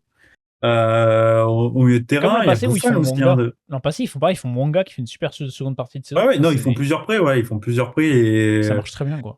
ça performe. Voilà, moi je trouvais que ce Havre-là était encore une fois cohérent et mérite son maintien, sachant qu'on est quand même sur le premier achat d'histoire où t'as Il n'y a moins pas un d'argent copec. qu'avant. C'est quand même assez fou, mais voilà, c'est une particularité qui va peut-être leur porter tort la saison prochaine parce que Bonne Mère, c'est fini. Et Digard apparemment resterait de ce que j'ai vu Oui, déclaration de Roussier. je suis étonné, Et mais qu'être directeur sportif, parce qu'il va falloir vraiment trouver quelqu'un d'ultra compétent pour pouvoir. et à voir avec qui Bonnemer s'en Euh, va, parce que s'il prend toute sa cellule de recrutement avec, voilà, oui, oui. c'est attention. Voilà. Donc ça fait partie aussi des départs. Alors Yannick Etan, Aruna Sanganté sont partis aussi. Donc ça va faire mal du côté sportif. Mais historique des transferts du Havre, si vous voulez. Alors 25-26, 0 € de dépensés. 24-25, 0 € de dépensés. 23-24, on est quand même sur quasiment 3 millions d'euros de dépensés. Mais donc ça fait donc 4 mercatos consécutifs parce qu'on a... Enfin 6 mercatos. Oui, 6 mercatos, 4 mercatos on va dire. Hiver et été. Où tu dépenses pas un copec. Donc bravo. Bravo, sachant que les dépenses, c'est Rassoul Ndiaye. Je pense que ça a été rentable depuis, quand même. C'est quand même un bon petit joueur. Donc bravo. Mais voilà, c'est bravo en tout cas pour cette gestion et cette saison, une nouvelle fois, très réussie. Un maintien acquis dans l'élite. Attention cependant l'an prochain. Je suis un peu pessimiste, j'avoue, que sur le changement de cellule de recrutement, potentiellement. Alors Didier Garros, c'était bien. Mais bonne saison pour le HAC. Et on passe au LOSC. Le LOSC de Bruno Genesio. Le LOSC finalement, qui est peut-être la top équipe du championnat, de ces locomotives du championnat, hormis PSG et Lens, mais qui était la plus cohérente cette saison. Le LOSC termine 3ème de ce championnat, a laissé une confiance à Bruno Genesio, et alors ça, pour le coup, bravo pour ce choix-là, de la part d'Olivier Létang et de la direction, parce que début janvier, début de l'année 2026, quand tu vois les résultats, quand tu vois l'état de forme, quand tu vois les déclarations, quand tu vois le niveau de jeu, etc. Moi, j'ai été très pessimiste et je me suis dit, oula, ça va se péter la gueule, Genesio va se barrer, ils vont devoir trouver une rustine pour la fin de saison. Et finalement, ils ont fait la confiance, ils sont remontés, ils ont fait un sprint final, à part la défaite contre Auxerre la dernière journée, assez solide, avec très peu de buts encaissés, une cohérence dans le jeu vraiment très sympathique à regarder, des rustines qui ont été posées parce qu'il y a eu ce problème de numéro 9 toute la saison. T'as Igaman qui arrive assez tard, t'as Giroud qui débute la saison, on sait que 39 ans c'est compliqué, Igaman se pète à la Coupe d'Afrique des Nations, derrière t'as plus de numéro 9, t'as ce remplacement de Mathias Fernandez-Pardo devant qui marche très très bien, t'as des valeurs sûres, Benjamin André qui finit encore dans le top 3 des mecs qui ont gagné le plus de duels en Ligue 1, le mec ça fait 6 saisons consécutives qu'il est dans les 3 à chaque fois, c'est assez impressionnant. Nabil Bentaleb c'est un quarterback fantastique, Ayoub Bouadi c'est la révélation comme d'habitude. T'as eu ce problème d'efficacité. Moi, j'ai trouvé que les Félix Correa, même Fernandez Pardo, certains points, Haraldson, c'est des joueurs qui ont des coups d'éclat monstrueux, mais qui sont plus dans la difficulté pour être réguliers et pour trouver le chemin défilé. Beaucoup de fois, Lille s'est fait piéger cette saison en étant dominateur, en se créant beaucoup d'occasions, en ne marquant pas assez. Mais finalement, le job est fait parce que la 3ème place est acquise, quoi. Et c'est un modèle de gestion signé Olivier Létang, encore une fois. Ouais, et honnêtement, ce qui est fort, t'en as parlé en préambule dans la vidéo, c'est que sur des moments où tu te dis, bon, le cas Genesio peut se poser, finalement, Lille a tout de suite coupé court à la rumeur, et ça les a renforcés, et ils ont fait cette série derrière qui est extraordinaire, et qui leur permet en fait d'aller accrocher cette 3ème place, et finalement, contre des équipes, on va dire, a priori mieux armées en termes d'effectifs, C'est Lille qui s'en sort. Très bon boulot, mais groupe avec une super mentalité. Voilà, bon, il y a Olivier Giroud qui, voilà, on ne présente plus, mais qui a fait sa saison. Mais tu sens qu'il fait son âge. Moi, je trouvais que Ngoy en défense centrale, c'était franchement très Même fort. Aïssa Mandi, moi je l'ai trouvé très bon cette saison. Ouais, mais chacun apportait un petit peu. Meunier aussi en fin de saison était plutôt très bon. Boabdi, bon, on n'en parle pas, mais voilà, c'est vraiment ce joueur, pour moi, vaut plus de 120 millions d'euros tellement qu'il est complet et il joue même latéral droit maintenant. J'ai vu ça la dernière journée. Voilà, les milieux de terrain deviennent Le milieu des de terrain latérales droits. marocain, là, la Coupe du Monde, je dis pas ça parce que je suis à moitié marocain, mais il me fait plaisir sur le papier. Hein. Oh là là là là, attention. Donc, à voir sur la suite pour Lille, il y aura quand même besoin de recrutement et de nouvelles têtes, je pense, devant. Parce que, bon, tu perds Fernandez Pardo. T'as aussi, je trouve, un manque de profit, tu sais, de cet ailier où tu te dis, bon, le mec va quand même m'apporter au moins 10 buts dans la saison. Parce que t'as beaucoup de joueurs qui se créent des occasions, mais qui sont pas très adroits pour concrétiser, mine de rien. Je prends l'exemple de Félix Correa, qui est un joueur que j'aime beaucoup, mais qui est devant et très Qui maladroit. pêche à la finition très grandement, je suis d'accord avec toi. 4 buts, 5 passes D, il aurait pu avoir bien plus cette saison s'il avait été un peu plus tueur, mais c'est peut-être le problème de Lille cette saison, c'est qu'ils auraient dû être un peu plus tueurs. Malheureusement. Mais bon, ça fait quand même bonne saison, troisième sur le papier. Bravo, hein, franchement. Ouais, on les met où? Bonne saison, très bonne saison. Bonne saison. Ouais, j'ai envie de mettre quand même très bonne saison, vraiment, hein. C'est vrai qu'ils C'est finissent pas troisième toi, quand même. Je suis d'accord avec toi. mais je trouve que Lille troisième par rapport, on va dire, aux prétendants à ce podium, Et puis toujours avec franchement. quelques, on va dire, quelques résultats financiers à régler, même si ça a été très bien managé par Olivier Létang, tu as toujours un impératif financier au LOSC depuis quelques saisons, on le sait, avec le passage d'un certain GL, qu'on ne se nommera pas. Voilà, vous connaissez mon. Voilà, bref.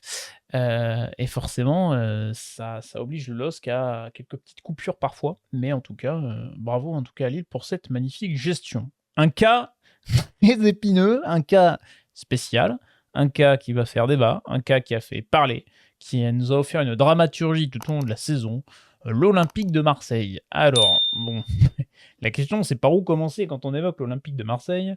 C'est une saison où Marseille est 5e de Ligue 1, 59 points, sera européen la saison prochaine, et ça c'était pas dit quand on voit l'issue et le cheminement de cette saison de l'OM.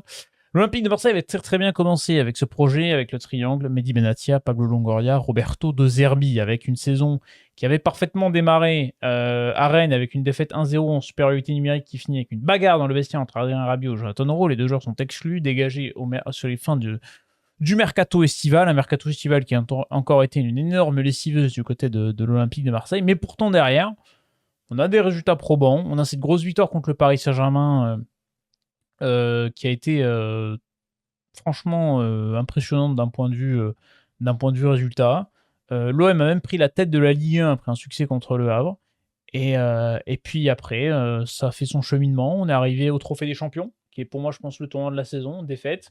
L'élimination en Ligue des Champions, sur un effet, voilà, cette tête de Troubine, le gardien de Benfica qui te sort après que tu aies pris une branlée à Bruges. C'est lunaire, tu finis pas dans le top 24. Et là, ça part à volo. Ça part en vrille. 5-0 contre Paris au retour pour le match de le Classico épisode 2, épisode 3, je crois. Roberto Zerbi s'en va. Tu nommes Habib Bey. Mehdi Benatia s'en va, puis revient, puis il y a les sorties médiatiques, puis il y a les joueurs qui sont à l'agonie. Enfin, je sais même pas par où, je sais pas par où aller, mais en tout cas, Marseille, catastrophique.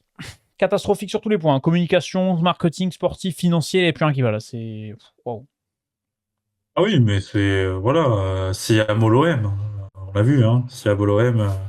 C'est ça aussi, hein, ça fait partie des communications, cette fiction de la série, en fait, qui exacerbe, moi je trouve, c'est ça qui m'a, avec le recul, en fait, qui exacerbe cette instabilité permanente. On essaie de glorifier cette instabilité permanente en disant ah oui Marseille, ah mais c'est le feu et voilà c'est le feu, ça il y a cette passion et tout, Mais en fait, la passion peut parfaitement se conjuguer avec un projet sportif cohérent sur le long terme. Et en fait, à Marseille, 2 défaites, on parle de Nantes, mais Marseille, c'est un peu pareil. 2 défaites et ça part dans le grand n'importe quoi. Et c'est parti dès la première journée. Avant le match contre Rennes, mais tout le monde disait, ah oui, Marseille, ça peut potentiellement occuper la place qu'a occupé Lens, hein, c'est-à-dire vraiment le concurrent pas sérieux, on va dire, challenger sérieux au PSG.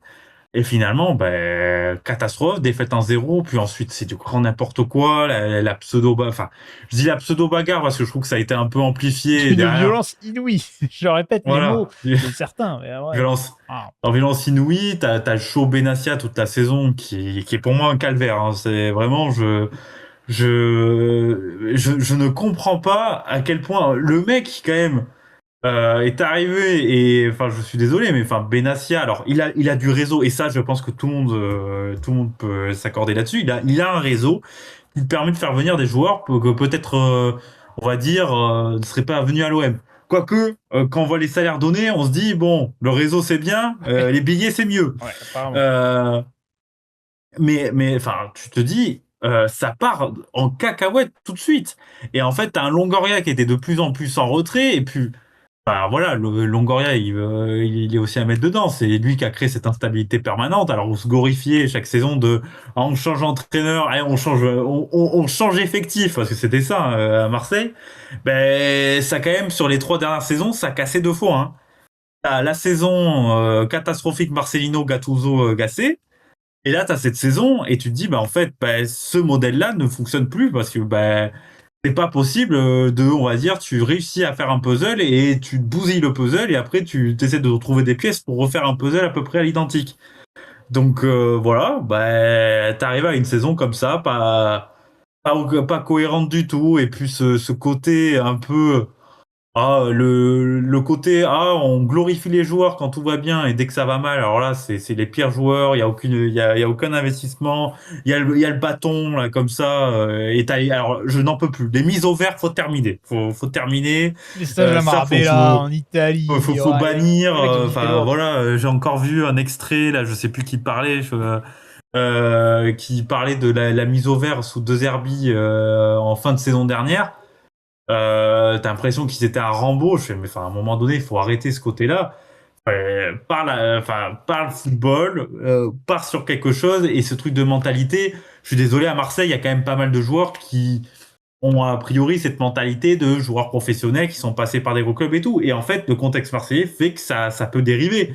Aubameyang, je pense qu'il a jamais eu d'incartade au niveau de son comportement dans sa carrière. Alors là, c'est qu'à Marseille, mais en fait, t'as une telle pression psychologique déjà des supporters, ce qui est normal, hein, je dis pas le bêtise. Marseille, voilà, et il y a cet univers-là, mais si en plus t'as une pression psychologique mis par ta direction, alors que justement la direction devrait faire un peu pour canaliser et puis voilà et dire on est sur un projet et voilà. Finalement ça pète dans tous les sens et là tu repars sur une nouvelle feuille blanche. Feuille blanche, attention parce que là c'est quand même la nouvelle donne, c'est-à-dire que contrairement aux autres années où McCourt signait des chèques à tout va, hein, parce que McCourt, honnêtement, en termes de propriétaires, je pense que on est sur l'un Oh des non, mais là, propriétaires les plus généreux ah de ouais, Ligue 1 depuis les 20 franchement. dernières années, hein. Ah, mais je suis d'accord avec toi, c'est exceptionnel. Et l'OL a perdu 120 plaques la saison passée, va en perdre énormément cette saison aussi. Il y aura entre guillemets les revenus de l'Europa League. Donc on va dire que ça va un petit peu mettre une petite rustine sur un trou comme ça dans le bateau à peu près, je crois. On est... Donc ouais, ça va être très très compliqué. Et après, moi, ce que j'ai pas aimé, c'est cette direction qui te met une pression sur les joueurs, mais qui est monstrueuse. Alors, les joueurs ont failli, hein. Je veux dire, alors Benjamin Pavard, mais c'est catastrophique. La saison, elle est scandaleuse. Quand tu arrives avec un statut comme il peut avoir, sa saison, elle est catastrophique. Leandro Balerdi, moi, je suis fou du mec qui a pas voulu le mettre dans l'avion la saison passée quand tu avais une offre de 40 plaques de la Juventus. Parce que la Juventus, ils sont bien gentils. Mais je sais pas comment ils ont voulu mettre 40 plaques sur Balerdi. Moi, j'aurais été le premier à le foutre dans l'avion. Rouli, ça a été quand même. Il a pris l'eau quand même sur certaines journées. Holbjerg, on est quand même sur le leader un peu mou du genou, un peu comme diraient certains, yaourt nature. Timothy Weah est une vraie réussite. Mason Greenwood, alors il fait une grosse première partie de saison, mais alors la seconde partie de saison, quand il avait plus la tête à l'OM, là, sur la fin de saison, il n'avait plus rien à foutre. c'était les claquettes. Igor Pakshaw, bah, finalement, t'as quand même mis 30 patates. Ouais. L'apport pour 30 patates, bon voilà. Et toi, Nwaneri, comme dirait un certain Christophe Joss. Le prêt, Vite il a parti vite. à la cave. Hein. Hein Vite parti à la cave. Hein. Oui, c'est ça. Donc, compliqué. Je sais pas. Et puis même le symbole, je vais te donner un symbole qui est très clair de ce qui s'est passé. Je vais prendre les deux cas là, Bacola et Robinho Vaz, parce que ça aussi c'est un épisode un peu déterminant. C'est-à-dire que début de saison, on te valorise un peu en disant le retour des joueurs formés à l'OM, voilà, mis en avance avec Bilal Nadir et tout. Et au moment où tu as des blocages sur les contrats, c'est tout de suite, allez hop, tac, terminé, à la cave, on les vend, on n'en parle plus. Pas construire. C'est-à-dire que quand tu t'arraches sur ce côté du centre de formation, bah oui, le centre de formation, alors sachant que c'est quand même l'un on va dire qu'il y a quand même du progrès depuis l'arrivée de Longoria, même s'il y a toujours des luttes internes dans ce centre de formation, mais il y a quand même quelques progrès. Et en fait, derrière, bah, c'est compliqué. C'est-à-dire que ton projet change tous les 3 mois. Bah, ça peut pas réussir. Ça peut pas réussir. Et là, tu vas repartir avec moins de moyens. Avoir avec qui directeur sportif, parce que tu commences très très bien ta saison prochaine. Quand tu découvres que le directeur sportif que tu as visé, en fait, il a signé un contrat avec un autre club. C'est con, hein. Là, ils sont en train de prier pour que Saint-Etienne fasse le travail Ouais. à Nice en barrage, quand même. C'est ce qu'ils sont en train d'espérer. Et pour revenir sur l'Olympique de Marseille, je vous affiche l'historique des transferts. On est quand même sur 110 millions de dépensés. Alors, t'as vendu pour 130. Voilà, mais la saison prochaine, t'as déjà 40 millions qui sont dépensés sur les options d'achat de Medina, Oui. Ouéa et Traoré qui sont obligatoires. Pour l'effectif de la saison prochaine, ce qu'expliquait notamment le journal de l'équipe, c'est que tous les joueurs revenus de prêt qui étaient prêtés cette saison, les Nil Mopé, les Azinounaï, les Aminarik, tout ça, on va négocier une résiliation de contrat parce qu'on les veut plus, qu'on n'arrive pas à les refourguer. Pierre-Emerick Aubameyang, on va essayer de le sortir. Tous les joueurs qui ont des gros salaires, donc au-dessus on va dire des 1,5 millions annuels, c'est à vendre. Donc les Balerdi, les Pavard, les Holbjerg, les Rouli, Greenwood, ça c'est à vendre. Je sais pas trop ce qui va rester. Il n'y a pas d'entraîneur, il n'y a pas de directeur sportif, il n'y a plus de thunes. Là, globalement, je suis très très curieux de voir. Alors, ça peut à la fois t'amener vers quelque chose, un projet un peu plus rassembleur, etc. Mais est-ce que ça va marcher? Je ne sais pas. Et on a fait 10 minutes sur l'Olympique de Marseille, on n'a même pas évoqué Big Bay. C'est pour vous dire à quel point c'est le bordel. Voilà. Ouais, mais enfin, tu pars sur une nouvelle lessiveuse. Alors peut-être l'idée, ce que je comprends des premières lignes, mais en fait le projet peut vite bouger. C'est aller insister un peu plus sur le recrutement, on va dire franco-français. C'est-à-dire, on va avoir comme piste Eli Bob peut-être dans quelques jours. Voilà, c'est un peu ça. C'est un peu revenir un peu à l'économie. Et je me dis, bah, on va voir ça. Et de toute façon, quand tu vois les derniers mercato, bah, t'as dépensé le nombre. Parce qu'il faut le Attends, dire, le nombre de sur les 3 derniers mercato, t'as pas un mercato à moins de 100 millions. 4 derniers Bah mercato oui, à plus de 100 oui. millions. Et sachant que c'est mercato, mine de rien, tu te rends compte que c'est au moins 50%, voire 75% d'échecs. C'est-à-dire que tu les revends 6 mois après ou un an après. Ah, mais totalement. Exemple, Eliway. Ah, mais c'est fou. Tiens, voilà, donc Ça on va mériterait une voir vidéo à part. Habib Bey. Alors, on va évoquer un peu. Alors, Habib Bey. Alors, c'est quand même fort parce que l'OM, donc, il y a la communication qui est désastreuse cette saison, prend Habib Bey qui, en termes de communication, est désastreux. Je suis désolé Habib Bey. Hein, pour moi, il y a quand même des qualités de coach. Hein, je suis pas un anti-Habib Bey, loin de là. Mais la communication, elle est incompatible. C'est-à-dire que il te fait passer pour un entraîneur qui t'a gagné avec des champions et finalement, en fait, ton année, c'est tu te fais licencier de Rennes et Marseille, on te nomme et pour l'objectif Ligue des Champions et tu termines en Ligue Europa et en Ligue Europa en tirant la langue. Donc, Tu démarres en étant 3e. Parce que euh, l'OM a été le club le plus présent sur le podium avec Lens et le PSG. voilà. Donc, c'est un peu. C'est un peu compliqué. Honnêtement, fallait y aller dans ce contexte aussi du départ des Zerbi qui était pas voulu, qui était soudain. Bah derrière, voilà, il a pas pu arranger la situation. Fin de voilà, séparation. Et on verra la suite. Mais bon, ça me paraît compliqué en tout cas qu'il reste. Voilà, je mets catastrophique parce que là, Oui, oui, tout à fait. Accident industriel. Le Paris FC, j'ai envie de dire Mike, de les conforme aux attentes parce que moi je les attendais milieu de tableau. Alors c'est un milieu de tableau un peu différent, c'est un promu qui est évidemment qu'on va juger différemment des autres promus avec des moyens beaucoup plus importants. Mine de rien, alors là j'y croyais zéro, mais le Combo Ball a réussi à faire remonter le Paris FC au milieu de tableau. Ça, si on m'avait dit ça en début de saison, j'y aurais absolument pas cru. Même au moment de sa nomination, j'y ai pas cru non plus. Mais bravo. Il y a eu des joueurs très intéressants. Il y a eu un mercato estival, moi, que j'ai trouvé complètement raté. Si je vais commencer par ça, Otavio, 17 patates. Waouh, le niveau d'Otavio sur le début de saison et même sur la saison globale, c'est quand même très compliqué. Noah Sangui, c'est difficile. William Goebbels, compliqué. Moses Simon, heureusement Cambora est arrivé parce que là, sinon, c'était quand même le flop. Les Melou, j'ai pas envie de le mettre dans le flop, mais ça n'a pas été non plus une grande saison. Et en dents de scie, ouais. Ça a été irrégulier. Globalement, les gros transferts estivaux du Paris FC, ça a été foiré. Et t'as eu l'hiver où t'es allé chercher Coléocho, excellente prise. Coppola, excellente prise. Monetti, excellente prise. Thiago Immobilier, finalement, ça a fait son travail. Rudy Matondo, ça c'est du petit bijou. Voilà. J'ai été très doté de Kevin Trapp, parce que moi j'attendais beaucoup d'Enkam Badio. Il était très vite sorti, malheureusement. Ça a été une saison plus compliquée pour lui. Et Kevin Trapp a été, je trouve, très bon. Et on n'a pas beaucoup parlé de la saison de Kevin Trapp, mais bravo. Il y a des réussites. Voilà, il y a eu un Ilan Kebal qui a été vraiment excellent, un détonateur pur. Il y a eu ce problème de numéro 9 devant. On verra comment il va évoluer le Paris FC. On sait que le mercato va continuer à grossir petit à petit, que ça va améliorer l'effectif. Alors à voir maintenant. Moi j'aimerais bien que la cellule de recrutement soit un petit peu meilleure du côté du Paris FC parce que c'est l'impression que c'est un peu tournu en interne.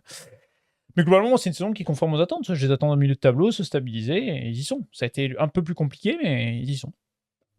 Ouais, et en fait, déjà, l'été, en fait, t'as eu la taxe Paris FC, c'est-à-dire Oui, c'est riche, vrai. donc t'es Donc, obligé de payer malheureusement plus de, d'imposants. surpayer certains joueurs parce que Otavio, par exemple, je pense que son prix est divisé par deux normalement. Donc ça a été un peu compliqué. Il y avait aussi ce statut un peu à assumer parce que t'es pas un promu du tout comme les autres. Et ben, au fur et à mesure de la saison, voilà, ça a été le cas. Il y a eu des très bonnes choses avec Stéphane Gilly, faut noter. Je pense que la réussite de Camboré vient aussi du travail de Stéphane Gilly, qui était très bon et que, enfin, Camboré n'arrivait pas non plus dans une pétaudière où il y avait tout à faire. Mais voilà, Camboré a porté son sérieux, peut-être au début, ou en tout cas, l'idée de laisser un peu plus ce ballon à l'adversaire et se concentrer sur les transitions, et ça a parfaitement fonctionné au Paris FC dès sa nomination. Donc très bon travail. T'as de quoi t'appuyer parce que j'imagine que voilà, hormis Coppola, tu vas essayer de garder un petit peu les forces, et notamment je pense à un Mounetzi qui était hyper important dans la projection, Coléocho qui a montré des bonnes choses aussi.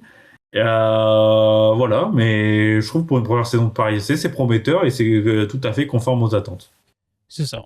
Seulement 2 défaites pour Antoine Comboré qui a été nommé après le match nul contre Toulouse. C'est défaite contre Lille et contre le Stade Rennais. Et oui, j'ai évoqué le Paris FC, je l'ai souvent évoqué cette séance, c'est la difficulté de gagner des matchs à domicile. Et ça, c'est un gros problème pour eux. Et ils ont un petit peu réussi à le régler sur la fin de saison. Donc voilà, prometteur, on va voir où ça va le Paris FC, c'est conforme aux attentes. Par contre, l'AS Monaco, c'est catastrophique. Nouveau flop d'une équipe qui devait être une locomotive du championnat. Et ben ça s'est très très mal passé pour les Monégasques. On l'a dit dès le début de saison, ça pour le coup, on l'avait très très bien anticipé. Effectif extrêmement mal construit de la part de l'AS Monaco. Ça a été quand même un mercato où on n'a pas trop compris l'objectif et les ambitions, à part faire des paris, mais les paris, ça marche pas tout le temps. La preuve. Changement d'entraîneur, Pocognoli, ça n'a pas vraiment fonctionné. On est sur des parties. En fait, on est sur une équipe qui est ultra irrégulière, qui avait enchaîné vraiment un mois de février-mars assez stratosphérique avec ses barrages aussi contre le Paris Saint-Germain en Ligue des Champions. Je me suis dit, ok, enfin, Poconui a trouvé la patte et tout, machin. Finalement, que nenni. Un mercato, bah, vous le voyez, hein. Idombo, ok, 10 patates. Bon. Radeki, bon, ça a été blessé, mais globalement, ça a fait le travail. Adingra en prêt cet hiver, ça a plutôt fonctionné. Eric Dyer, flop. Woodface, flop. Ansu Fati, mine de rien, il a marqué ses buts, même si dans le jeu, c'était pas toujours ça. Paul Pogba, on s'attendait au flop, ça a flop. Bon, bah voilà, hein, à un moment donné, Monaco, ça a été. En fait, moi, je comprends pas comment des mecs comme Thiago Scuro sont encore en poste à l'AS Monaco, alors que tu as des gars comme Mathieu Bonnemer qui sont sur le marché, que tu as des mercatos qui se suivent et qui se ressemblent à Monaco. On sait que financièrement, il y a beaucoup moins de moyens qu'on veut vendre. Là, encore une fois, c'est la grande barderie à Monaco. On veut vendre pour plus de 100 millions cet été. On réduit encore la voilure. la saison de Mika Biarritz, c'est fantomatique, mais comment un gars comme Thiago Scuro, qui t'a annoncé quand même en fin de saison dernière, en début de saison, qu'il fallait réduire le gap avec le Paris Saint-Germain, peut être encore en poste à ce moment-là? Ouais, mais en fait, ça c'est chronique d'un désastre annoncé, hein, Monaco, hein, parce que le Totalement. mercato d'été, c'est un manque d'idées qui est quand même assez féroce. C'est-à-dire que tous les paris, alors t'as un seul pari gagnant, c'est Ansu Fati, qui a fait sa saison, mais derrière c'est compliqué, quoi. Tu dis pas qu'il y a un joueur qui, bah, on va dire, porter l'ASM. Et la saison a été catastrophique. Sous Hutter, sous Pocognoli, en fait, t'as les mêmes problèmes. C'est-à-dire que t'as une irrégularité folle. Je crois que Tu t'es c'est dit, top 5 des pires défenses de Ligue 1 cette saison. ah, Non, mais c'est catastrophique. avec le plus 5 en plus qu'ils ont pris contre Strasbourg, ça a dû aider. Mais en fait, tu te rends compte assez rapidement que ce Monaco-là, en fait, euh, n'a jamais trouvé le rythme de croisière. Tu t'es dit à un moment donné qu'il y avait quelque chose avec ces barrages et ce match contre le PSG où ils ont été vraiment consistants. Mais derrière, en fait, il a eu la défaite contre le Paris FC et derrière, c'est rideau. Hein. C'est fin de saison compliquée. Tu gagnes à Metz et encore tu gagnes difficilement. Hein, Metz a des occasions et peut tout à fait faire match nul ou même mieux l'emporter avec un peu plus d'efficacité. Et enfin derrière, après, voilà, Pocognoni a eu les mêmes problèmes qu'Hutter. Et pourtant, Pocognoni, je pense, c'est plutôt un coach prometteur. Et voilà, en fait, tu vas repartir sur une table rase avec des gros départs annoncés, parce que je pense que des Lamine Camara dans la Ligue des Champions, ça va être difficile de Bah, retenir. Akiliouche, Akiliouche, ça part. pareil. Camara, ça Hein, part. Balogun, qui s'est relancé, ça part. Donc déjà, ça fait 3 voilà. gros joueurs qui s'en vont. Denis Zaka devait partir l'an passé. Est-ce que cette fois-ci, ça va être le bon moment pour lui pour partir aussi? On sait pas. Tu dois rebâtir quelque chose avec une équipe qui, bah, et enfin un club à la dérive parce qu'en fait t'as pas de projet sportif aujourd'hui. Monaco, c'est on accroche le podium, on est content et on repart. Exactement. Ouais. Et la suite de recrutement n'a pas l'air de bien bosser non plus depuis quelques saisons. Et puis contre les concurrents directs, ça a été catastrophique. Alors Monaco, 54 buts encaissés. Alors, les listes des clubs ayant une moins bonne défense que Monaco cette saison. Brest, Nice, Metz. Les 3 clubs. C'est la 4e pire défense de Ligue 1. Voilà, c'est tout. Un club comme Monaco, c'est scandaleux. Bon, on les met où? Catastrophique? Je pense que... Bah, en fait, s'il n'y a pas Marseille, c'est le. Ouais. S'il n'y a pas Marseille et Nice, je peux pas dire 80% du stade de la saison, mais c'est bien plus mis en avant. Ah Là, oui, c'est oui. Monaco, on a été. Ouais, sachant que bon, ça m'étonnerait, mais si la saison est encore plus aggravée si Nice gagne la Coupe de France, c'est-à-dire pas de Coupe d'Europe. Oui, je suis d'accord avec toi, c'est vrai. Et voilà. Là, on va enchaîner quelques catastrophes. FC Nantes. Alors, on va les glisser directement là. Voilà, parce que comme ça c'est fait. Alors, le FC Nantes. Pareil, par où on commence? Parce que là, c'est pareil, c'est un merdier. L'épilogue. C'est un merdier, pas possible. Bon, le FC Nantes, j'ai envie de te dire, ils sont passés proches de la catastrophe toutes ces années-là, mais là, c'était la saison de trop. C'est tombé. On a fait une grande cure d'austérité l'été dernier en réduisant les salaires, les coûts, en nommant Luis Castro à sa tête. Ça n'a pas fonctionné, on n'a pas eu de patience avec Luis Castro. Moi, j'y croyais, j'ai voulu y croire en ce FC Nantes de Luis Castro. Je l'ai répété, je l'ai défendu. Ça n'a pas marché. Voilà. Kita a fait du Kita. Franck Kita a fait du Franck Kita.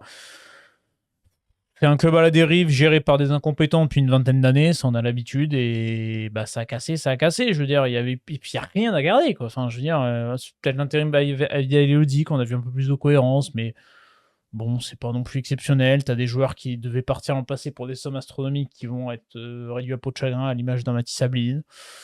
Des cadres à la dérive, je sais même pas par où commencer, je sais même pas si je peux être optimiste pour le FC Nantes sur les prochaines saisons parce que tu as un déficit structurel qui va être important et que si tu remontes pas tout de suite de Ligue 2 à Ligue 1, bah, tu sais que financièrement tu vas devoir réduire la voilure à l'image de ce qu'a fait Montpellier en vue de la saison prochaine. On sait très bien qu'avec l'Equita, ça va être une gestion encore une fois folklorique. Bon, qu'est-ce qu'on se met, qu'on commence où là par Nantes? Bon, je sais pas. Ouais, mais ça a été une saison catastrophique, mais en fait dans la lignée des précédentes. Hein, plus on avançait, plus on se disait bon quand même à un moment donné il faut que ça tombe. Et il faut quand même 6 sur 6 contre l'OM. Ça, c'est quand même Ouais, exceptionnel. voilà. Et les deux, limite leurs deux meilleurs matchs en termes d'état d'esprit. Alors, on commençait déjà l'appréciation sur Luis Castro. C'est-à-dire que tu n'as C'est pas pas laissé sauvé le du 20, hein. temps Il et faut un match nul encore. Et le 20 est sauvé, voilà. je rappelle. Donc tu n'as pas laissé le temps et puis voilà. Et sachant qu'en plus tu l'as handicapé parce que le mercato que tu as fait, c'est une catastrophe absolue. C'est-à-dire que t'as pas d'éléments on va dire, de qualité que tu as apporté et ça a été très compliqué et preuve en est puisque au mercato d'hiver, tu les as quasiment tous dégagés. Donc voilà, c'était le début catastrophique. Tu prends l'épisode d'Ahmed Kantari et C'est déjà en fait, avant de parler des compétences d'Ahmed Kantari, tu prends Ahmed Kantari parce que tes cadres te disent ça se passait plutôt bien avec Ahmed Kantari. C'est-à-dire que c'est les joueurs qui décident de leur entraîneur. Donc ça commence mal, même pour Ahmed Kantari, parce que du coup, bah, ça veut dire qu'en fait, il est obligé de soigner ses cadres parce que sinon, bah, tu sautes. Et voilà, hormis le match contre l'OM, je crois que tu as une victoire contre l'Havre, et t'as rien. T'as rien d'autre en termes de fond de jeu et tout. Et je pense que ce passage-là les met dans le précipice parce que je pense qu'ils auraient pu accrocher encore une place de barrage. Et derrière, Vaïd, bah, en fait, en termes de jeu, il y avait quand même un léger regain, hormis le match contre Metz où c'était un peu compliqué. Je trouvais qu'il y avait quand même un léger regain par rapport à l'épisode Cantari qui était catastrophique. Et enfin, c'était voilà, le verre était déjà dans le fruit en fait, c'était terminé. Et finalement, tu t'en sors avec une saison qui est épouvantable, mais qui est annoncée parce que je te prends un autre exemple, Mathis Sabline. Été dernier, 40 millions d'euros. Tu sais très bien qu'il y a quasiment aucun club ouais, qui c'est va mettre fou, quand 40 même. millions d'euros sur Mais Mathis j'avoue. Sabline. Et lui qui voulait partir, parce que bah, voir plus haut, bah, en fait déjà tu le conditionnes à être pas bien. Il a eu du mal à revenir et encore sur la fin il est revenu par intermittence. Mais enfin voilà, saison cauchemardesque pour Nantes. Pour faire table rase, sachant que tu vas perdre ce qui faisait un peu les seules bonnes nouvelles des dernières saisons, et quelques jeunes, Herba Guirassy, Tilal Tati. Les centres de formation performent quand même à Nantes, faut le dire. Ah, mais c'est un super centre de formation, ouais, et ça l'a toujours été. Je prends mon expérience personnelle. Moi, à chaque fois que je joue contre Nantes, après, ils tournent Nantes. Parce que les mecs sont trop forts, en fait. Voilà. Mais, mais ouais, mais ouais, franchement, non, mais c'est catastrophique. Et encore, tu l'as dit, avec Greg Dailosi, que j'ai trouvé très mal payé. Moi, je trouve que le match à Strasbourg, contre Strasbourg, il est mal payé. Contre Auxerre, ils sont mal payés. Tu te dis, il y avait même quelque chose peut-être à faire. Si tu l'avais nommé plus tôt, peut-être que tu pouvais t'en sortir. Le bilan du staff du FC Nantes, voilà, vous l'avez. C'est cadeau, on vous l'offre. Vous pouvez le regarder, la moyenne de points. Et ce qu'elle est. Voilà. Passons au club suivant. Plaçons au club suivant, saison de Nantes catastrophique, vous avez l'habitude. Stade Brestois, allez, on avance, il nous reste 4 clubs. On est déjà à 1h20. Brest. Brest, c'est une saison peut-être. Alors, je sais pas si elle est décevante. Elle est ventre mou. Elle est Stade Brestoise compatible. Par contre, je suis pas très optimiste pour le Stade Brestois l'an prochain.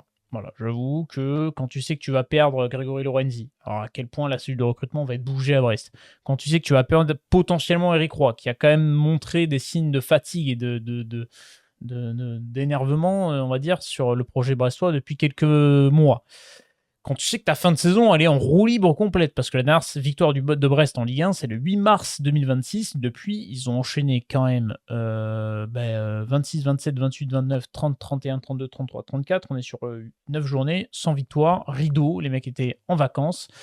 Eric Roy l'a dit, et je suis assez d'accord avec lui, si t'as pas un Ludovic Ajorc cette saison avec toi, bah tu te maintiens pas, parce que Ludovic Ajorc est un élément prépondérant du Stade brestois, qui est l'équipe qui fait le plus de passes longues. Hop, je vous affiche le bon truc. Le plus de passes longues, précises par match. Et on sait qu'avec un Ludovic Ajorc, forcément, ça aide parce que bah, tu as un mec pour te caler les ballons, pour faire avancer le bloc, pour gratter des coups de pied arrêtés, que ce soit défensif ou offensif. 10 passes D, 8 buts. Peut-être qu'il marque moins que les autres, mais il délivre. Et je pense que s'il y avait un plus d'efficacité du côté de Brestois, il pourrait finir avec bien plus de passes décisives. Ludovic Ajorc, c'est un joueur que j'apprécie énormément. T'as des joueurs qui ont été très intéressants. Grégoire Couder, franchement, fait un taf monstrueux dans les buts. Quand on sait que Maïeki, personne n'y croyait auprès de Maïeki à Brest. Mais bon, bref. T'as eu un début de saison avec notamment un secteur défensif. Là, la doublette Le Cardinal Chardonnay, elle était en grande difficulté. Ils ont tenté Junior Diaz, ça avait été catastrophique. Ça s'est rattrapé petit à petit. Mais globalement, moi, c'est plus sur le futur Brest. Parce que sur cette saison-là, j'ai pas grand-chose à dire. Pour moi, ils sont au milieu. Là, on les attend. Mais c'est plus pour la saison prochaine. Ouais, Je suis un peu pessimiste. moi, ce que je banalise pas, c'est qu'ils se maintiennent sans trembler et C'est par vrai. rapport aux moyens financiers de Brest, qui sont proches du Havre et de Angers notamment. Je me dis, bon, faut pas banaliser ça. Mais c'est vrai qu'en fait, c'est la fin de saison un peu en roue libre qui est un peu frustrante. Et on t'a l'impression que c'est une fin de saison de fin de cycle aussi. Puisque Lorenzi part. Tu sais qu'il va y avoir aussi d'autres départs peut-être importants dans ton effectif. Donc, va falloir à nouveau reconstruire. Qui va vouloir aller en directeur sportif à Brest? Parce que, bah, avec peu de moyens et t'as une forte pression parce que tu passes derrière Lorenzi. En fait, Brest, c'est terrible, mais c'est un club qui est programmé pour revenir en Ligue 2. Tu sais très bien qu'à un moment donné, la Donc ça pièce recule petit à petit, quoi, malheureusement. voilà, va tomber du mauvais côté parce que quand tu vois ceux qui montent, alors Le Mans sera peut-être on verra Le Mans sur ses moyens financiers, mais voilà, ça sera quand même des moyens financiers plutôt logiques pour un promu et ils viendront pas comme le petit poussé.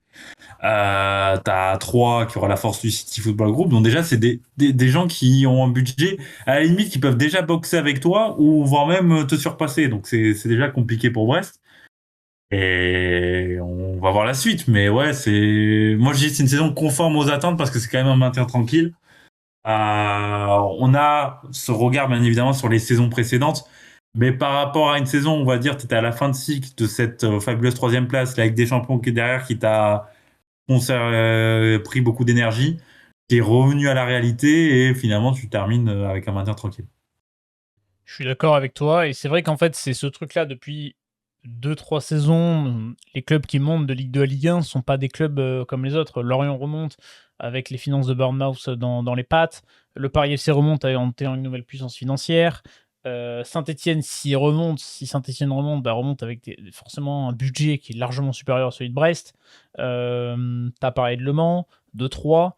C'est des clubs qui en fait sont un peu des faux promus, et forcément des clubs comme Le Havre, comme Angers, comme Brest vont en pâtir aussi de ça, et ça peut malheureusement un petit peu creuser peut-être leur tombe sur le long terme. Le Stade Rennais, pareil, le Stade Rennais, on est sur une nouvelle saison folklorique du côté de Rennes. Ce club a tout pour réussir, c'est un club, un très très beau club, le Stade Rennais, on l'a toujours dit, centre de formation impeccable, supporters impeccables, infrastructure impeccable, moyens financiers impeccables. Et pourtant, ça pêche, ça rame. Rennes finit tout de même 6ème avec la nomination de Francaise. On a vu le départ d'David Bey, ça a été très compliqué la gestion, notamment avec les cadres du vestiaire.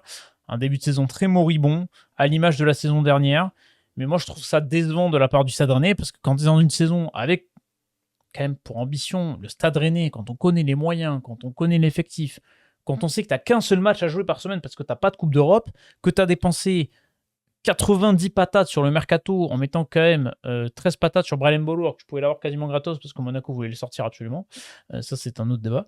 Mais c'est décevant quand même de finir que 6ème, quoi. Et on sent que l'intérim à Vibey a duré trop longtemps, quoi. Et pourtant, tu as des joueurs intéressants. Valentin Rongier, belle renaissance, on va dire, du côté de Rennes. Tu as des jeunes qui se sortent du lot, comme Aïd Boudlal, notamment. La grosse saison d'Esteban Le Paul, forcément. Le remplacement d'Altamari qui a retrouvé des couleurs. Moi, je trouve ça quand même un peu décevant pour Rennes quand t'as qu'un match par semaine, avec les moyens et les ambitions de finir que 6ème, quoi. Ouais, mais en fait, c'est compliqué. En fait, il y a cette frustration de ces dernières journées avec cette défaite contre Lyon et contre Marseille qui font, voilà, est-ce qu'on a le même regard s'il termine quatrième, par exemple? Mais c'est vrai. Mais tu sais, dans une saison où t'as Monaco, Marseille qui se pètent complètement la gueule, tu dis, ils n'arrivent pas à passer devant, c'est quand même chiant. Et c'est vrai que contre les gros, finalement, c'est ça qui leur fait mal parce que là, je vois les quatre défaites que t'as, c'est quoi? C'est Lens, Lille, Lyon et Marseille, Monaco. c'est-à-dire des concurrents directs. Monaco aussi, hein. Prennent branler 4-0. Ouais. Donc, ouais, c'est ça. donc c'est ça qui est un peu dommage. Saison, moi, en fait, pour moi, on va dire, conforme aux attentes, parce que Rennes avait comme objectif de retrouver l'Europe, ce qu'ils vont retrouver vraisemblablement en Ligue Europa, s'ils en s'emportent. Donc, on va dire, l'objectif est réussi. Mais après, j'ai envie de dire, tu as mis quand même les moyens pour réussir cet objectif. C'est-à-dire, tu as dépensé, et on l'a souvent critiqué, parce que ta masse salariale, elle a quand même pris un coup avec les arrivées. Ça continue, puisque Thomasson, on parle quand même de 200 000 euros par mois. Pour un joueur de cet âge en Ligue 1 aujourd'hui, avec le contexte des droits de TV, c'est quand même assez fort. Mais voilà, finalement, ta saison est réussie. Valentin Rongier, très belle recrue, parce que Valentin Rongier, c'est un joueur d'équilibre. Moi, je trouve qu'on sous-estime ces joueurs d'équilibre. Rongier, alors bon, Rabiot, c'est un tout autre niveau, mais ces joueurs-là qui ont une intelligence tactique au-dessus de la moyenne et qui sont essentiels à une équipe, t'as un milieu qui est quand même très étoffé, qui va être encore plus étoffé. Voilà, la saison elle est correcte pour Rennes. Avant la suite, il y a déjà des bruits de couloir, il y a déjà, en fait, même après une bonne saison, tu as quand même une stabilité qui est éphémère. Là, on parle de Nicolas De Taverneau qui pourrait arriver comme président du conseil de surveillance de Rennes. Donc, là encore, t'as des choses qui font que à tout moment, ça peut se retourner. Tu sens que c'est le Racing Club de Rennes. Arnaud Pouille place ses hommes. Je serais pas choqué que Seko Fofana ait sa chance la saison prochaine. Donc voilà, à voir la suite pour elle. Mais voilà, c'est une saison globalement voilà correcte. Pour moi, elle est pas non plus. Je me dis pas waouh, Rennes a fait une excellente saison, mais je dis bon, elle est correcte par rapport aux ambitions. Sur le plan le résultat brut, je suis d'accord avec toi. J'avoue qu'après dans le jeu, la gestion, la communication, tout ça, un petit peu décevant. Il reste 2 clubs. Il y en a un qui rentre dans la catégorie catastrophique, pas l'autre. Je vous laisse deviner lequel. Voilà. L'OGC Nice. Allez, on est parti. Bon, bah, l'OGC Nice n'a pas encore terminé sa saison. Il en reste une finale de Coupe de France et un barrage. Mais ce qui est bien, c'est qu'avec l'OGC Nice, on peut déjà tirer un bilan de cette saison parce qu'elle est cataclysmique. Voilà, c'est une catastrophe industrielle absolue, l'OGC Nice, qui termine donc 16e de Ligue 1. Barragiste, 32 points. Financièrement, moi je sais pas où ils vont. Si ça descend en Ligue 2, c'est une catastrophe, mais absolue. Parce qu'au vu de l'état du club actuellement, une direction qui est bon, mais qui est pas là, hein, qui a changé un peu de gouvernance, mais bon, ça fait pas non plus, ça casse pas trop pattes à un canard. On a tenté de rappeler Claude Puel. Bon, ben, le type a gagné 2 matchs. T'as eu les événements Terren Moffi et Jérémy Boga. T'as eu cette campagne de Coupe d'Europe qui a été un cirque absolu et Nice s'est ridiculisé en plus sur la scène européenne. T'as un effectif qui est mal construit, t'as un mercato estival. Bah écoutez, regardez, on va faire le bilan de mercato estival de l'OGC Nice, on va se régaler. Alors, mercato estival de l'OGC Nice, Isaac Johnson, 10 patates. Flop. Ivan Diouf, 6,5 millions, le pauvre. Ah, il vient encore une saison finale de Coupe de France, barrage de Ligue 1, Ligue 2, il en aura plein le cul. Charles Van Hout, 6 millions, bon j'ai envie de te dire, et c'est pas le pire. Kevin Carlos, 6 patates. Bon, pas 0 but. Voilà, c'est un attaquant, je rappelle. Opong, 2,68 millions, c'est précis. Tu sens que c'était un peu trop tendre pour la Ligue 1. Salis Abdoul Samed, 2,5 millions. Bon, c'est pas trop mauvais. Il y a une capsule qui est ressortie sur Twitter, qui a été ressortie par certains journalistes, de Florian Maurice en début de saison, qui dit l'effectif est très bien construit. On a réussi à doubler, tripler tous les postes pour jouer sur toutes les compétitions. Bravo, bravo l'OGC Nice, saison nulle à chier. Hein, je suis désolé, mais c'est une catastrophe. Ouais, mais là encore, on parlait de Monaco, les frères jumeaux dans C'est l'incompétence. vrai. C'est-à-dire que Nice, tout était annoncé. T'as la réduction de voilure qui est présente depuis 2-3 saisons. Déjà, Francaise, l'année dernière, a fait surperformer cette équipe. Et il y avait aussi Evan Guessant qui masquait aussi quelques lacunes offensives. Et en fait, bah, derrière, le souci, c'est que bah, t'as pas de lisibilité, t'as pas de projet, donc tu sais pas où t'avances. Et tout de suite, ça a été mal embarqué. T'as eu l'épisode de la fracture avec ce retour avec les supporters, ces affrontements. Et après, t'as le feuilleton des départs de Francaise. Finalement, pas départ, départ ou pas départ, qui a duré trop longtemps pour moi, à mon avis. Et en fait, derrière, tu prends Claude Puel, mais enfin, Claude Puel qui a eu aucun impact parce que honnêtement, j'adore Claude Puel. Hein. Honnêtement, pour moi, ça a été sur les 20 dernières années l'un des meilleurs entraîneurs français. Mais là, je pense que c'est l'épisode de trop et que ce qu'on avait vu à Saint-Etienne se confirme à Nice. C'est-à-dire que bah, ça ne marche plus et que la mission était déjà trop délicate pour un entraîneur, on va dire, dans le coup. Et là, Claude Puel n'y est pas, quoi. Et la fin de saison est catastrophique. T'as plein de joueurs qui en fait n'ont plus la tête à Nice depuis un bon moment. T'as plein de joueurs qui ont un comportement qui sont très loin d'être irréprochable. T'as un mercato qui est foiré. Isaac Johnson, le prix, j'ai envie de voir qui s'est dit que c'était une bonne idée. Et voilà, et je me pensais pour le pauvre Evan Diouf, parce que Evan Diouf va disputer un nouveau barrage traumatisant parce que quand même c'est deux clubs qui étaient conditionnés, Reims et Nice, à ne pas jouer les barrages. Donc ça doit En être plus de assez la canne qu'on lui a traumatisant s'il y a enlevée. descente. Le Ah. mec avec une saison quand même cata. Donc voilà, c'est une saison qui est cataclysmique pour Nice. Mais en fait, le souci, c'est que même si tu maintiens, tu pars sur quoi Oui, derrière? c'est ça, qu'est-ce qui va se passer l'an prochain, quoi. T'as trouvé un directeur sportif qui veut déjà se barrer, c'est quand même ça qui est fou.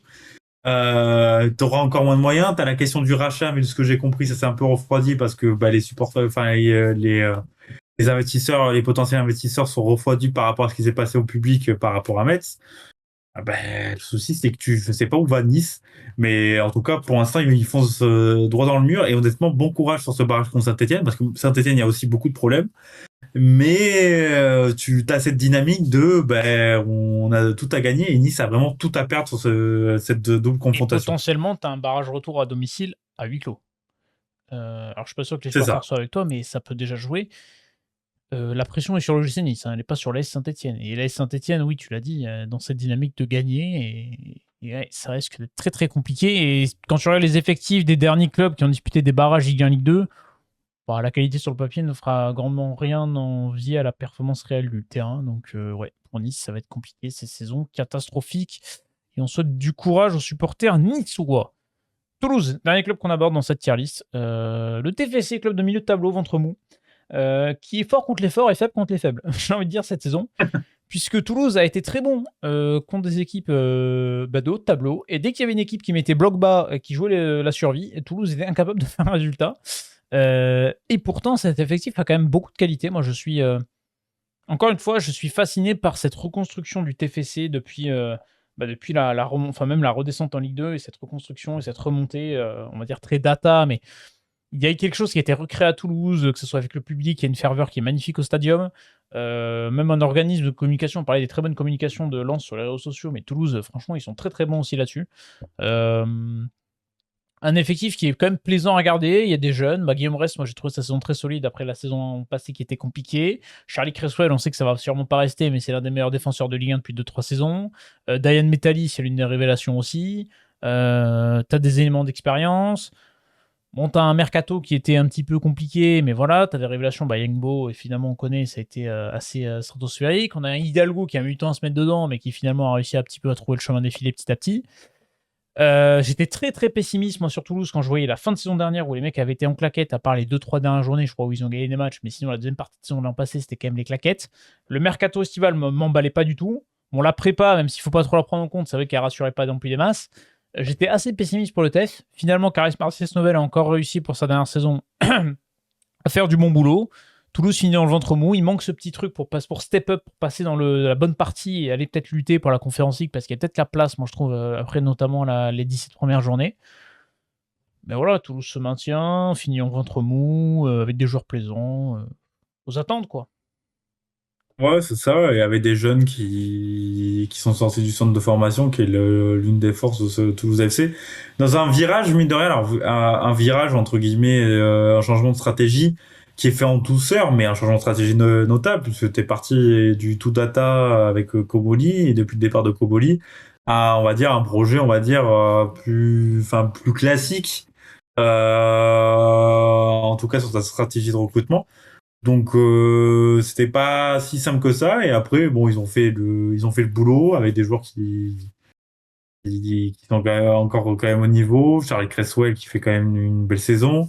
J'ai aimé moi ces jeunes. Bon, Metali, qui est l'une des très grosses pépites, mais il y a aussi Alexis Bossa qui a intégré la rotation et qui même a gratté pas mal de temps de jeu. J'ai bien aimé. Pape Demba Diop qui fait un bon prêt, je trouve, à Toulouse. C'était une bonne pioche. Et voilà, il y a eu des bonnes choses.